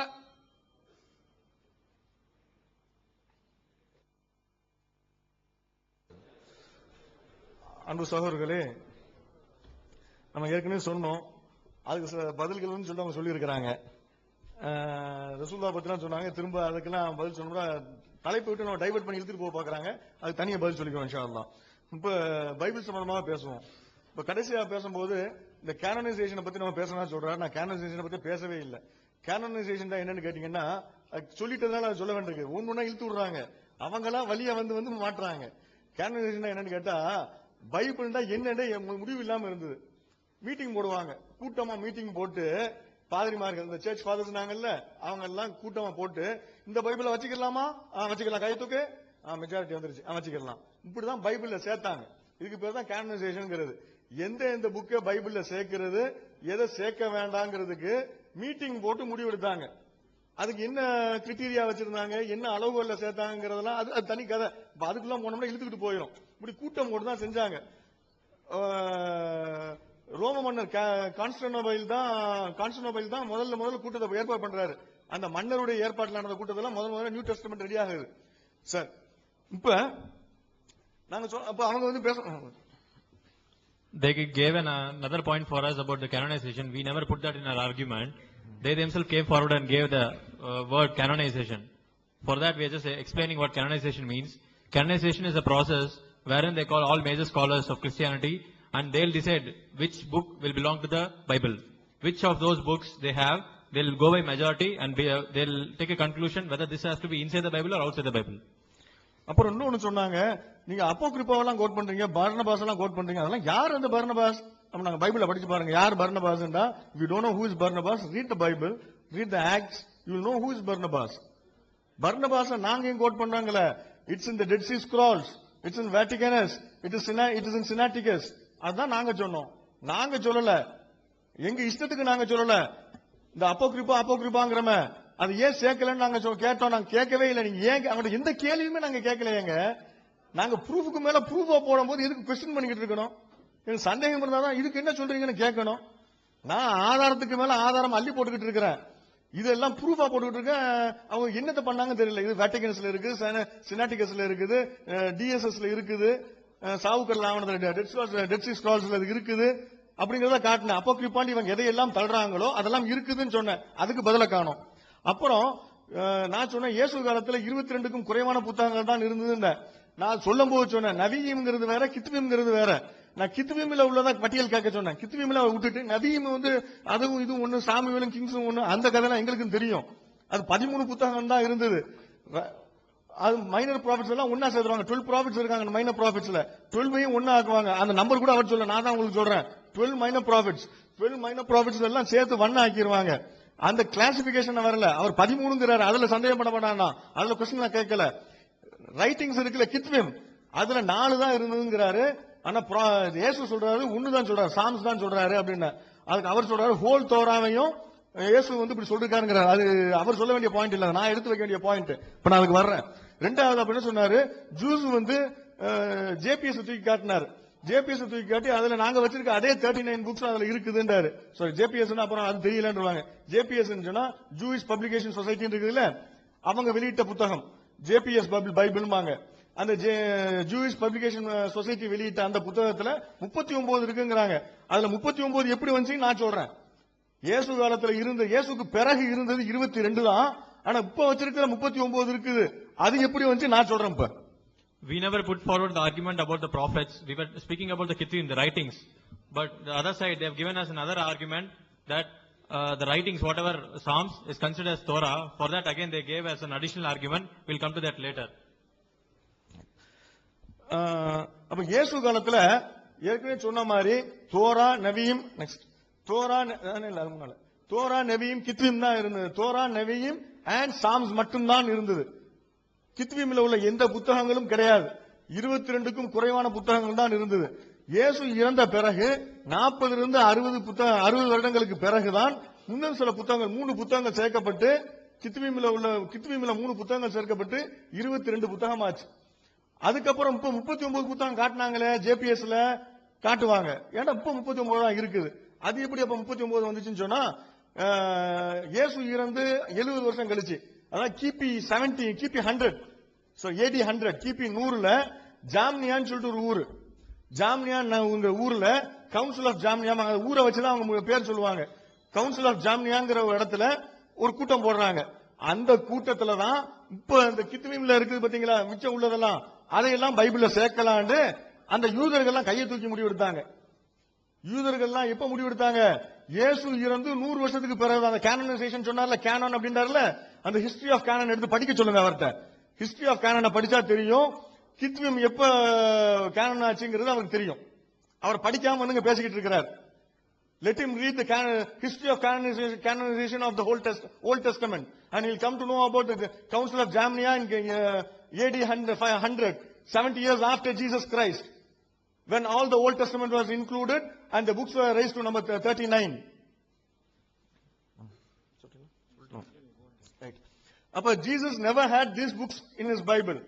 இயேசுடைய புத்தகத்தில் இந்த புத்தகங்கள் எல்லாம் கிடையவே கிடையாது. அதுவும் கிடையாது. நியூ டெஸ்டமெண்ட்ல ஒரு புக்கு கூட கிடையாது இயேசுட்ட. அப்போகிரிபா பத்தி நான் பேசவே இல்லை. இவங்க வந்து புரோட்டஸ்டன்ட் குரூப்பை ஃபாலோ பண்றதுனால நான் புரோட்டஸ்டன்ட் பத்தி தான் பேசிக்கிட்டு இருக்கிறேன். அவங்க வந்தாங்கன்னா அவங்கள்ட்ட அது பேசுவோம், அது தனி. இவங்கள்ட்ட தான் நம்ம இவங்களை பத்தி தான் பேச முடியும். இவங்க வச்சிருக்கிற அந்த 39 புத்தகத்துல அந்த புத்தகங்கள் எல்லாம் இயேசு கிறிஸ்து பார்க்கவே இல்லை கண்ணால. நியூ டெஸ்டமெண்ட்ல ஒரு புத்தகத்தையும் பார்க்கல. அது எப்படி பார்த்திருப்பாரு? மத்தேயு எழுதினதை இயேசு எப்படி பார்த்திருப்பாரு? இயேசு இறந்த பிறகு எழுதின புத்தகத்தை எப்படிங்க இயேசு பார்த்திருப்பாரு? ஆனா இயேசு கண்ணாலையும் பார்த்ததில்லை, காதால் கேட்டதும் இல்லை. If you see all these books, right, none of the books have been seen by Jesus. Not even single book was seen by Jesus, and the whole of the New Testament, Jesus never saw any one single book in the New Testament. Next. இதுல Jesus never read these 27 books. The 27 books Old New Testament books. இதுல ஒரு புத்தகத்தை கூட இயேசு பார்த்ததும் இல்லை, படித்ததும் இல்லை, காதால் கேட்டதும் இல்லை. இது அத்தனையும் இயேசு இறந்த பிறகு எழுதினது. Next. Of all these 27 books, none of the books Jesus saw, he never heard of all these 27 books. அடுத்த ப்ராப்ளம் என்னன்னு கேட்டீங்கன்னா, you do not have what Jesus had. Jesus எதை வைத்திருந்தாரோ அது உங்களிடத்தில் இல்லை. முதல்ல சொல்லிட்டோம், ஜீசஸ் நீங்க வச்சிருக்கிறது ஜீசஸ் இல்லன்ட்டோம், நிறைய புக்ஸ் இல்லன்ட்டோம். இப்ப சொல்றோம், நீங்க எதை வச்சிருக்கிறீங்களோ, ஜீசஸ் எதை வைத்திருந்தாரோ அது உங்கள்ட்ட கிடையாது. What you have is different from what Jesus had. Jesus had some Bible. That is not the Bible which you have. I am going to prove it now. Jesus வந்து ஒரு கோட் பண்றாரு, மத்தேயுல வருது, Matthew 27:9 to 10 verses-ல வருது. Prophet Jeremiah சொன்னதாக ஒரு வசனம் வருது. Prophet Jeremiah சொன்னதாக ஒரு வசனத்தை இயேசு சொல்கிறார். இயேசு வந்து நல்லவர் தானே, பொய் சொல்ல மாட்டார்ல. அவர் சொல்றாரு, ஜெரமியா தீர்க்கதரிசி இவ்வாறு சொல்லி இருக்கிறார். அந்த மாதிரி ஒரு வாசகம் இவங்களுடைய பைபிளில் இல்லை. காட்டுவாங்க. எப்படி காட்டுவாங்க? ஐசாயாவில் இருக்குது, இல்ல ஜக்கரியாவில் இருக்குது, அந்த புத்தகத்தில் இருக்குங்கிறாங்க. நீ வேற ஏதோ புத்தகத்தில் வச்சிருக்கிற. இயேசு வைத்திருந்த காலத்தில், இயேசு காலத்தில் அவர் வைத்திருந்த புத்தகத்தில் ஜெரமியாவில் அது இருந்தது. அந்த ஜெரமியாவில் இப்போது உங்களிடத்தில் இல்லை. நீங்க வேற எங்கெங்கயோ சேர்த்து வச்சிருக்கீங்க. உங்க ஜெரமியாவில் அது இல்லை. சரியா? இயேசு காலத்தில் ஜெரமியாவில் இருந்த வசனம், இந்த வசனம் இப்போது ஜெரமியாவில் இல்லை. Next. The verse whatever is cited in the double quotes it is mentioned that it is present in the book of prophet Jeremiah, but you might not be able to show the same verse in the prophet Jeremiah's book, which you have now. When Jesus was alive, in his book of Jeremiah, he had this verse, but now that verse is missing in Jeremiah. Next. அதே மாதிரி இந்த prophecies பத்தி Jesus சொல்லுவாரு, என்னை பற்றி நிறைய prophecies இருக்குது. எதுல இருக்குது? He said unto them, in the scriptures, Moses and all the laws and prophets இருக்குங்கிறாரு. அந்த மாதிரி தீர்க்கதரிசனங்கள் இல்லை. அது ஜூஸ்ட போய் கேளுங்க, இயேசுவை பற்றி எந்த தீர்க்கதரிசனமும் இல்லையும்பாங்க ஜூஸ். இவங்க இருக்குவாங்க. அந்த ப்ராபசியை தூக்கி போட்டாங்கன்னா அது ப்ராபசியே இல்ல, கிறுக்குத்தனம். அந்த அவங்க இயேசுவை பத்தி எந்த ப்ராபசியும் கிடையாது. நெக்ஸ்ட். ஜீசஸ் இன்னொரு வேர்ஸ் சொல்றாரு. இந்த வேர்ஸ் வந்து அதுல இருக்கதா சொல்றாரு. அந்த வேர்ஸ் இவங்கள்ட்ட உள்ள பைபிள்ல கிடையாது. நெக்ஸ்ட். இன்னொரு வேர்ஸ் இயேசு சொல்றாரு, நாசரீன் அப்படின்னு சொல்லிட்டு மத்தேயு சொல்றாரு.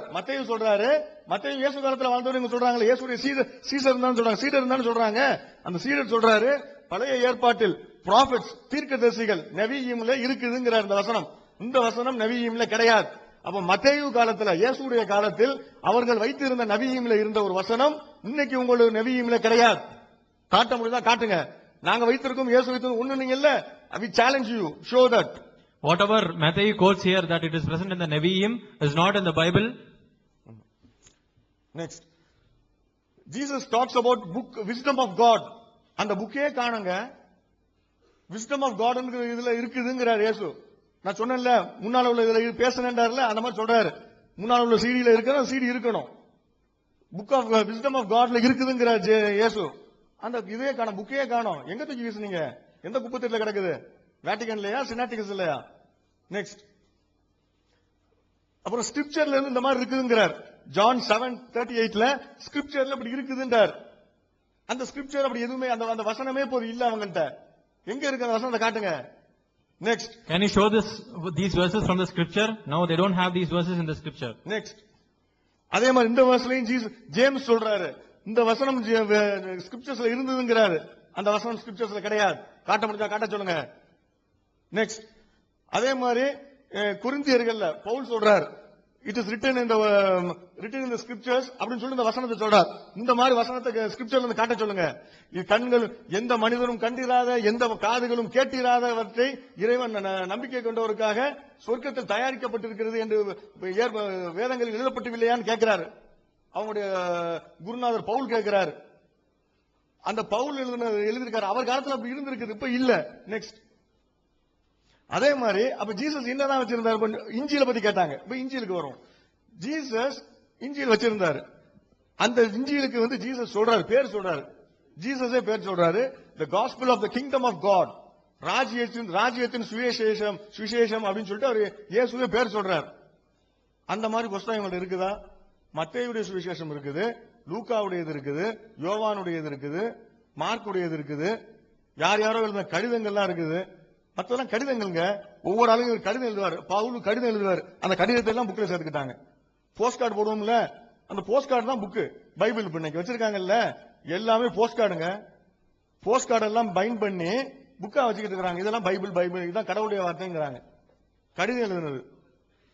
If you read this verse, Mark, it says, Jesus came to the Galilee preaching the gospel of kingdom of God. They have gospel of Matthew, gospel of Mark, and similarly, they do not have this gospel of kingdom of God. Gospel of God தான் Jesus preach பண்ணாரு. Gospel of the kingdom of God தான் Jesus preach பண்ணாரு. That was the Injil which he preached. This is what we believe. We believe in the Injil which was revealed to Isa alayhi salatu wasalam. And that was which he preached. And Bible says that he preached the gospel of the kingdom of God. Where is that gospel of kingdom of God? It is not the gospel of Matthew, which Matthew wrote after Jesus. It was not the gospel according to John or Luke or Mark, which were written after Jesus. We are asking you what Jesus had. And Jesus is insisting, believe in the gospel. Believe the gospel. The gospel.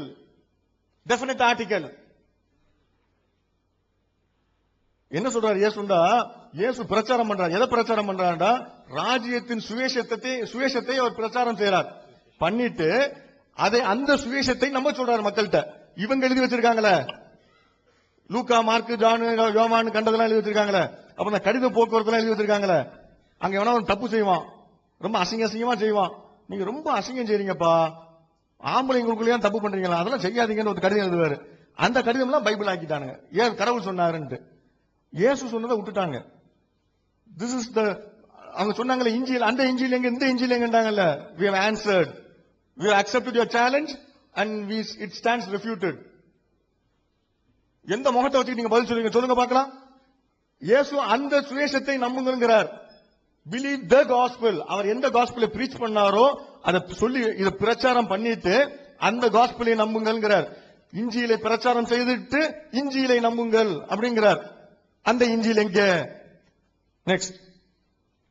இந்த மாதிரி ஒரு வேர்ஸ code பண்றார் Jesus. இந்த மாதிரி ஒரு முழுமையான verse அந்த பைபிள்ல, இவங்க வச்சிருக்க பைபிள்ல இல்ல, துண்டு துண்டா இருக்குது. இந்த வசனம் வந்து பாதி ஒரு இடத்துல இருக்கும், இன்னொரு பாதி இன்னொரு இடத்துல இருக்கும். இயேசு வந்து முழுமையான ஒரு வசனத்தை கோட் பண்றார். அந்த வசனம் அப்படி பைபிள்ல இல்ல. நெக்ஸ்ட். இந்த மாதிரி ஒரு பைபிள் ரோமன்ஸ்ல பவுல் எழுதுறார், இந்த மாதிரி வேதத்துல இருக்குதுங்கிறார். அந்த மாதிரி இல்ல. அந்த ஹைலைட் பண்ணிருக்கு பாருங்க, அதை மனசுல வச்சுக்கிறீங்க. இந்த மாதிரி ஒரு வசனம் இருக்குது, ஆனா இதுக்கு நேர் முரணா இருக்குது. அதை குறிப்பா கவனிக்க வேண்டியது the stumbling stone and the rock of offense. அந்த ரெண்டு வார்த்தையும் கவனிங்க, அதுல வேற மாதிரி இருக்கும்.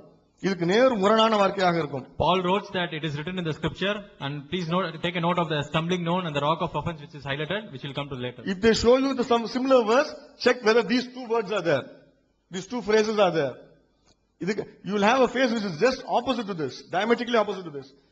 Then அப்புறம் நாங்க இன்னொரு ஸ்லைடு போடாம விட்டுட்டோம். நிறைய ஸ்லைட் இருக்கு. நான் உங்க ஏற்கனவே சொன்னேன், we are just giving you samples. இப்ப when he was answering, அவர் ஒன்னு எடுத்து கொடுத்துட்டாரு எங்களுக்கு. அதை நாங்க போடல, நாங்க நோட்ல வச்சிருக்கிறோம். அவர் என்னமோ சொன்னாருன்னு பைபிள் எடுத்து பார்த்தா நான் வேண்டான்னு விட்டதான் வச்சிருக்காரு. நிறைய இருக்குது, ஒன்னு விட்டுட்டதை வந்து அவர் எடுத்து போடுறாரு. ஜான்ல 10:34 ஒரு வேர்ஸ் இருக்குது. அந்த வேர்ஸ் வந்து John is it not written in your law, தோராவில் எழுதப்படவில்லையா, நீங்கள் எல்லாம் கடவுள் என்று தோராவில் எழுதப்படவில்லையா அப்படின்னு இயேசு கேட்கிறார். அப்ப அவர் வைத்திருந்த பைபிள்ல, அவர் கையில வச்சிருந்தார்ல, அந்த தோராவுல அந்த வாசகம் இருந்தது. இன்னைக்கு இவங்க வச்சிருக்க தோராவுல அந்த வாசகம் கிடையாது. அது எங்க இருக்கு தெரியுமா? சாம்ஸ்ல இருக்குது. தோராவுல இருக்க வேண்டியது கித்மிம்ல போய் உட்கார்ந்து இருக்குது. அதை தான் எடுத்துக்கிட்டு அவங்க கரப்ட் பண்ணிட்டு பைபிள இப்ப சொல்றாங்க. அதனால எல்லாமே தோரா, நீ தப்பு பண்ணி வச்சுக்கிட்டு அதை பேசிக்கிட்டு இருக்கிற. அது சாம்ஸ்ல இருக்குது. ஆனா ஜீசஸ் காலத்துல சாம்ஸ்ல இல்ல. எதுல இருந்துச்சு ஜீசஸ் சொல்றாரு? தோரால இருந்துச்சுங்கிறாரு. ஜீசஸ் பொய்யாரா, நீ பொய்யாரா? நீங்க பொய்யாரா, ஜீசஸ் பொய்யாரா? யாரு பொய்யார்? ஜீசஸ் உண்மையதான் சொன்னாரு, நீங்க தான் போய் சொல்றீங்க. நெக்ஸ்ட், இப்ப நீங்க சில புக்ஸ் வச்சிருக்கீங்க, அந்த புக்ஸ்ல இருக்கிறது இப்ப கரப்டா இருக்கு. அந்த புக்ஸ் ஜீசஸ் காலத்துல இருந்தது, ஆனா இட் ஹஸ் பீன் கரப்டட். இந்த வேர்ஸ் வந்து கரப்டா இருக்குது.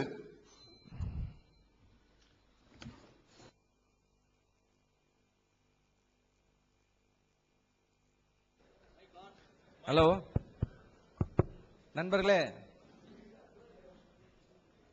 நம்மளும் நிறைய விஷயங்கள் வந்து கேட்க வேண்டாம்னு நினைச்சிட்டு இருந்தோம். We don't want to ask many things, but our friends compelling us to ask some things, so that again shows their double standard. குர்ஆனுடைய 3ஆம் அத்தியாயத்துடைய 164ஆம் வசனத்தை நான் வாசிக்கிறேங்க.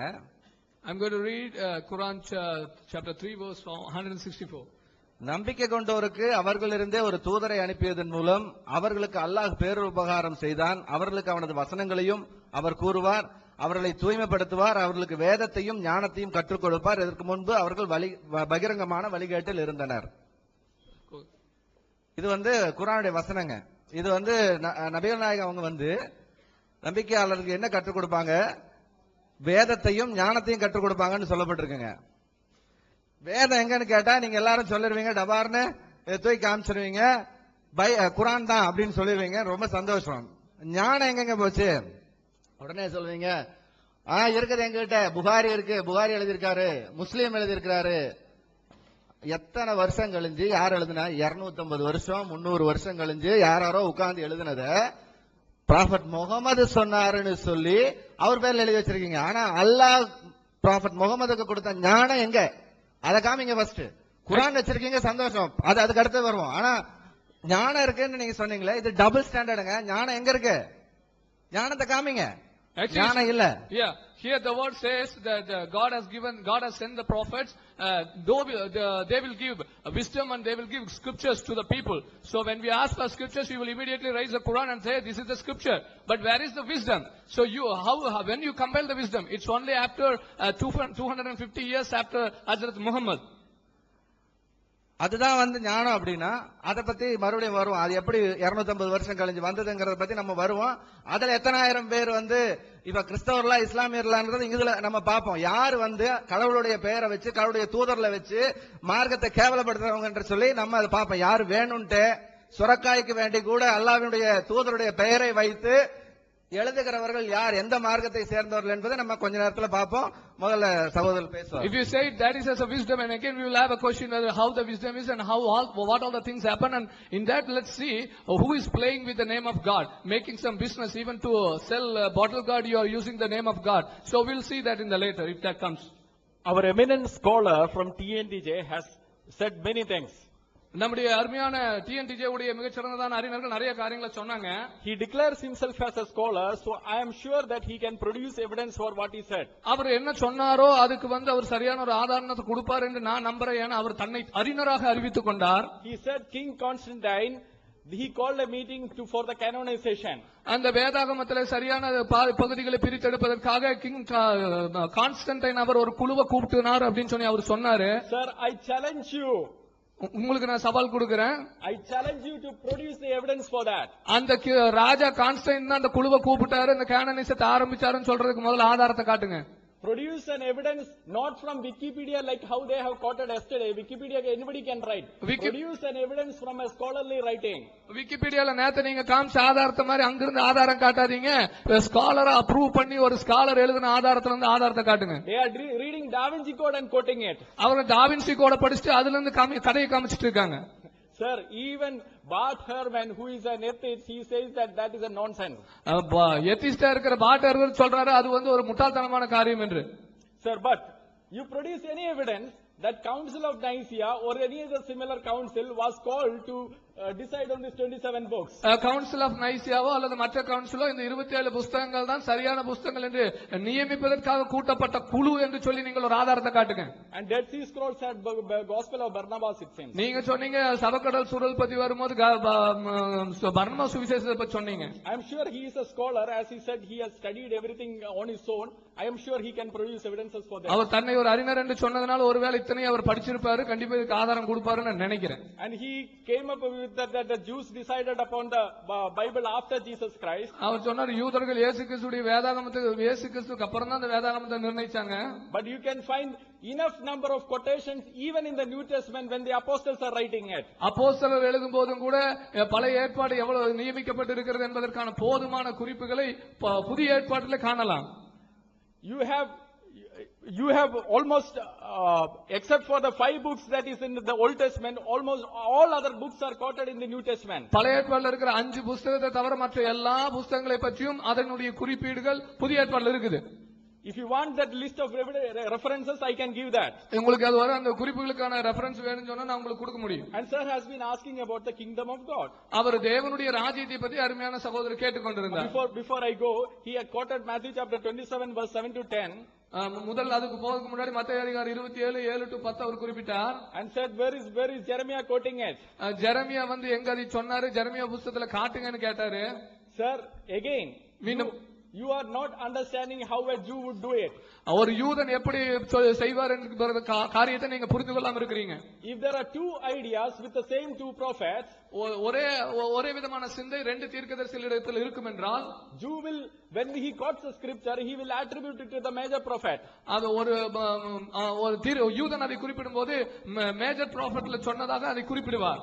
Kingdom of God, தேவனுடைய ராஜ்யம். Where is it kingdom of God that Jesus preached? இயேசு பிரசங்கித்த தேவனுடைய ராஜ்யத்தை பத்தி எங்கன்னு கேட்டாரு. Romans chapter 14 verse 17, for the kingdom of God is not eating and drinking, that is the same gospel that is preached. ரோமர் 14வது அதிகாரம் 17வது வசனத்துல பார்க்கிறோம், புசிப்பும் குடிப்பும் தேவனுடைய ராஜ்யம் அல்ல, அதத்தான் இயேசு பிரசங்கிச்சாரு. 1 Corinthians 4:20, for the kingdom of God does not consist in words, again the preaching of the kingdom of God. 1 கொரிந்தியர் 4வது அதிகாரம் 20வது வசனத்துல கிங்டம் இயேசு கிறிஸ்து பிரசங்கித்ததான தேவனுடைய ராஜ்யத்தை பற்றி தான் அந்த காரியங்கள் அங்க கொடுக்கப்படுகிறது. 1 Corinthians 15:24, again the kingdom of God. 1 கொரிந்தியர் 6வது அதிகாரம் 9வது வசனத்துல தேவனுடைய ராஜ்யத்தை பற்றிய காரியம். Galatians 5:21, shall not inherit the kingdom of God. கலாத்தியர் 5வது அதிகாரம் 21, ரத்தமும் மாம்சமும் சுதந்திரிப்பதில்லை தேவனுடைய ராஜ்யத்தை. I am sure by now you have understood his methodology. நான் ஒரு காரியத்துல தெளிவா இருக்கிறேன், நீங்க இப்ப இதுவரைக்கும் புரிஞ்சிருப்பீங்க அவங்களுடைய மெத்தடாலஜி என்னங்கிறது. He is not at all understanding how a Jew or a Christian would write. He is putting his own assumptions and saying, hey, this is not there. Sir, study by the proper methodology and then you will come to conclusion. ஒரு யூதரோ ஒரு கிறிஸ்தவரோ எந்த முறையில புரிந்து கொள்வார், எந்த முறையில சொல்லுவார் என்பதை புரிந்து கொள்ளாதபடி தன்னுடைய சொந்த கருத்தையும் கற்பனையும் உள்ளது நிற்கிறார் என்பது நீங்க இத்தனை நேரம் புரிஞ்சிருப்பீங்க. நீங்க இப்படிப்பட்டதான குறைகளை கொண்டு வரும்போது முதலாவது அதை சரியான முறையில புரிந்து கொள்ளுங்கள். And he said messianic prophecy of Jesus is not there in the books of the Moses. இயேசு கிறிஸ்து பற்றியான சுவிசேஷம் அதுக்கு முன்பதாக இல்லை என்று சொல்லி சொல்றாரு தீர்க்கதரிசி. And he asked us to consult if I understood his Tamil correct, because everything is not getting translated, therefore we are missing on many things. But if I understood his Tamil correct, he said the Jews does not say that any prophecy of Jesus is there. Jews does not agree that any prophecy of Jesus is there. இயேசு கிறிஸ்து பற்றியான தீர்க்கதரிசனம் இருக்கிறது என்று சொல்லி ஒருவேளை அவருடைய தமிழ் மொழியாக்கத்தை தமிழிலே அவர் பேசினதை நான் புரிந்து கொண்டிருப்பேன் என்றால் அவர் இப்படி குறிப்பிட்டிருப்பார், இயேசு கிறிஸ்துவை பற்றி தான் எந்த தீர்க்கதரிசனமும் இல்லை என்று யூதர்கள் சொல்லுகிறார்கள் என்று சொன்னார். Sir, but Jews would agree that the messianic prophecies are there from the beginning of the book. ஆனால் புத்தகத்தின் தொடக்கத்திலிருந்து ஆதியாகம புத்தகத்திலிருந்தே மேசியாவை குறித்ததான தீர்க்கதரிசனங்கள் இருக்கிறது என்பதை யூதர்கள் ஒத்துக்கொள்வாங்க. If you agree that Jesus is Messiah, if you agree, that is what your Quran says, and that is what the Bible says, that Jesus is the Messiah, you will have to agree that the Jews also agree that the messianic prophecies are there. குர்ஆனுடைய கருத்துப்படி இயேசுதான் மேசியா என்பதை குர்ஆன் சொல்லுகிறபடியாக நீங்கள் அதை ஒத்துக்கொள்வீர்கள் என்று சொன்னால், யூதர்கள் Messianic தீர்க்க தரிசனம் பழைய ஏற்பாட்டில் இருக்குங்கிறத அவங்க ஒத்துக்கொள்ற மாதிரி நீங்களும் அதை ஒத்துக்கொண்டுதான் ஆக வேண்டும். Well, just to continue to dwell on the same point, our friend does not even have a proper sense of the time. காலத்தை பற்றி தான் ஒரு சரியான நிதானிப்பு கூட அருமையான சகோதரருக்கு இல்லை என்பதை மீண்டுமாக சொல்ல விரும்புகிறேன். I don't know who told him that the gospel of Jesus Christ that he preached and his apostles preached was written before Jesus Christ.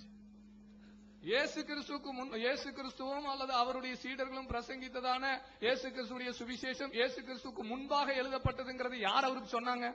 I don't know how he can actually talk like this in a public forum. எப்படி ஒரு பொது விவாதத்தில் அவர் இப்படி எல்லாம் பேச முடியும்?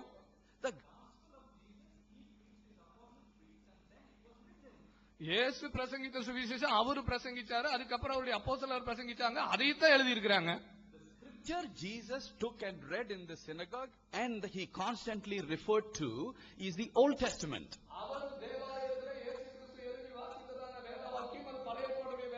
அதை அவர் தொடர்ந்து குறிப்பிட்டுக் கொண்டிருந்தார். He is not able to understand just that small bit.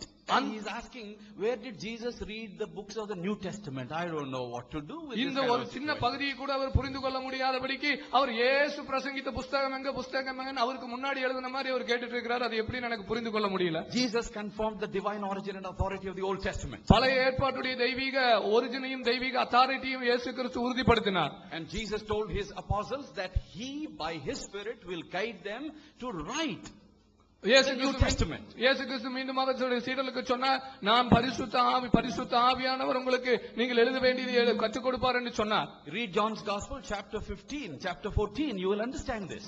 யோவானுடைய 15வது அதிகாரம் 14வது அதிகாரத்தை வாசிங்க, நீங்க புரிஞ்சுக்குவீங்க. And the gospel is the gospel of Jesus Christ, the gospel of the kingdom of God, the gospel of the kingdom of heaven. There are alternative terms used in the gospel for the kingdom. சுவிசேஷம் தான் தேவனுடைய ராஜ்யத்தின் சுவிசேஷம், இயேசு கிறிஸ்துவின் சுவிசேஷம், பரலோகத்தின் சுவிசேஷம். இதெல்லாம் அந்த சுவிசேஷத்தை குறிக்கிறதான மற்ற பதங்கள் உபயோகப்படுத்தப்பட்டிருக்கிறது. They don't seem to be reading their own book properly, nor are they reading our book properly. தங்களுடைய சொந்த புத்தகத்தை சரியா படிக்கிற மாதிரி தெரியல, நம்ம புத்தகத்தையும் படிக்கிற மாதிரி தெரியல. My dear friend, he quoted Tanakh by saying that JPC, Jewish Bible Society, he have read and he gives some name. இந்த ஜூவிஷ் பைபிள் சொசைட்டியில் இருக்கிறதான இந்த வேதாகமத்தை படிச்சு இந்த தனக்கு அவர் சில பெயர்களையும் சொன்னார். And he says this book have this order, only 22 books. இந்த புத்தகத்துல 22 புத்தகங்கள் தான் வரிசைப்படி இருக்கிறது என்கிற மாதிரியும் சொன்னார். And he says that we Christians which we have a Hebrew Bible, it has 39 books. நமக்கு இருக்கிறதான எபிரேய கிறிஸ்தவர்களிடத்துல இருக்கிற எபிரேய வேதாகமத்துல 39 புத்தகம் வச்சிருக்காங்கங்கற மாதிரி சொன்னார். He claims to be a scholar. Just now he claimed. அவர் சொன்னார், இப்பதான் கொஞ்ச நேரத்துக்கு முன்னாடி நான் ஒரு அறிஞர் என்று சொன்னார். He even do not know pre-primary Bible survey. வேதாகமம் எப்படியாக இருந்தது, எப்படி வந்தது என்கிறதான அந்த ஆரம்ப நிலையை கூட அவர் அறியாமல் இருந்திருக்கிறார். When LXX was translated, LXX மொழியாக்கம் செய்யப்பட்ட போது the Torah they gave 5 names: Genesis, Exodus, Leviticus, Number and Deuteronomy. அந்த தோரா என்று எபிரேய வேதத்தில் அறியப்பட்டதான காரியத்துக்கு அவர்கள் 5 பெயர்களை கொடுத்தார்கள்: ஆதியாகமம், யாத்திராகமம், லேவியராகமம், என்னாகும், உபாகமம். So that one book become 5. அந்த ஒரு புத்தகம் 5 புத்தகங்களாக மாறிச்சு LXX டிரான்ஸ்லேஷன்ல. To have a better understanding. நீங்களும் நானும் அதை சிறந்த முறையில் புரிந்து கொள்வதற்கு. Further, the Nebim book which he has quoted, which is now 17. இப்பொழுது 17 புத்தகங்களாக இருக்கிற அந்த நெபீம் புத்தகத்தை அவர் கோட் பண்ணினார். And Ketubim புத்தகத்தை கோட் பண்ணார். Ketubim, the 1st, 2nd Kings, 1st, 2nd Samuel, 1st, 2nd Chronicles was only one book. கெத்துபீமாக அழியப்படுகிற 1-2 ராஜாக்கள், 1-2 நாளாகமம், 1-2 சாமுவேல் ஒரே புத்தகமாக இருந்தது. But for the better understanding, they wrote separately so people will understand well. சிறந்த முறையிலே ஜனங்கள் புரிந்து கொள்வதற்காக அவர்கள் அந்த அத்தனையும் தனித்தனியாக எழுதினார்கள். And he does not know even that, and he is talking about canonization, he is talking about high criticism, and he is making blunder in every sentence. இதை கூட அவர் அறியாதவராக அவர் கேனனைசேஷன் மத்தத்தையும் பத்தி பேசிட்டு ஒவ்வொரு வார்த்தையிலும் மிகப்பெரிய தவறுகளை செய்து கொண்டிருக்கிறார். See, it is debate, it is serious issue. You all have a time. Time has a value. Here we are to educate the people, not to confuse and bring these kinds of argument. இது ஒரு விவாதம். நம்ம எல்லாரும் நம்முடைய நேரத்தை செலவழிச்சு வந்திருக்கிறோம். நம்ம இங்க கொண்டு வருகிற காரியம் நம்ம இந்த காரியங்களை கற்றுக் கொடுப்பதற்காகத்தான். Even we are going down to the basics. Again, திரும்பவும் நாம் மீண்டும் அடிப்படைக்கே திருப்பி போய் கொண்டிருக்கிறோம். And talking about canonization and high criticism. மீண்டுமாக நம்ம கேனனைசேஷன் ஹை கிரிட்டிசிசத்தை பத்தி பேசிட்டு The இருக்கிறோம். sources which you are reading, please check with even some good Muslim scholars. நீங்க வாசித்துக் கொண்டிருக்கிற உங்களுடைய சொந்த ஆதாரங்களை கொஞ்சம் நல்ல முஸ்லீம் அறிஞர்களோடு கூட வந்து அதை கொஞ்சம் பரிசோதித்து பாருங்க. Because it's a public forum, people are learned, they know what you are talking. இது ஒரு பொது விவாதமாக இருக்கிறதுனால நீங்க என்ன பேசுகிறீர்கள் என்பதை இங்க இருக்கிற மக்கள் கற்றறிந்தவர்கள், அவர்கள் அதை நிதானிக்கக்கூடியவர்களாக இருக்கிறார்கள். கேனனைசேஷனை பத்தி நம்முடைய நண்பர்கள் பேசினார்கள்.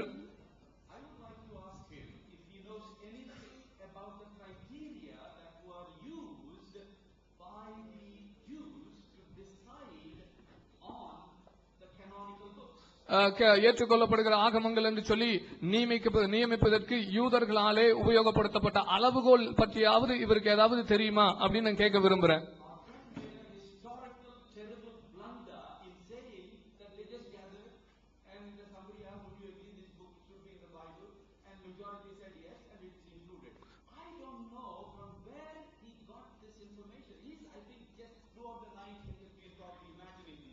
அருமையான சகோதரர் சொன்னாரு, இந்த புத்தகங்கள் எல்லாம் எப்படி ஏத்துக்கிட்டாங்கன்னா ஒரு குழுவை கூப்பிடுவாங்க, என்னப்பா அப்படின்னு சொல்லி சொன்னா ஏத்துக்கிறியானா அவர் கை தூக்குவாரு, ஏத்துக்கலன்னா கையை கீழே போடுவார், இப்படி எல்லாம் சொன்னாரு. இந்த ஐடியா எங்கிருந்து இவருக்கு வந்ததுன்னு தெரியல. இது ஒரு மிக சரித்திரபூர்வமான ஒரு பெரிய தவறு.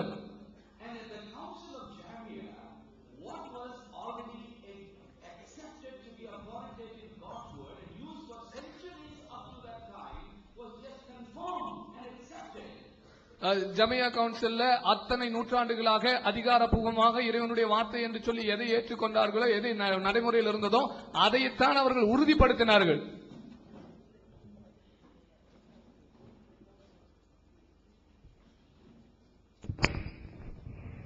The LXS that Paul talked about பால் சொன்னது போல LXS was the Greek translation of the Hebrew Old Testament. எபிரேய பழைய ஏற்பாட்டின் கிரேக்க மொழியாக்கம் தான் LXS என்பது. It was already being used from 2nd century BC. அது கிமு 2வது நூற்றாண்டு முதலே அது உபயோகப்படுத்தப்பட்டு வந்தது. And before that the actual Hebrew Old Testament was already there. அதற்கு முன்பதாகவே எபிரேய மொழிபெயர்ப்பான எபிரேயத்திலே அந்த பழைய ஏற்பாடு இருந்தது.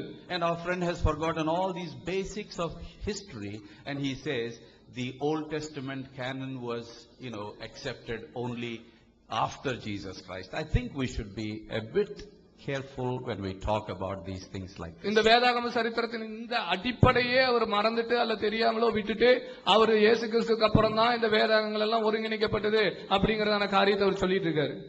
And coming to methodology, மீண்டுமாக மெத்தடாலஜிக்கு உதாரணம் கடந்து வரும்போது I raised those basic questions. I said deny the two premises or answer the 17 questions, and none of them has guts to go to one of those Quranic verses and respond to at least one question. For 1.5 days have gone by. விவாத முறைக்கு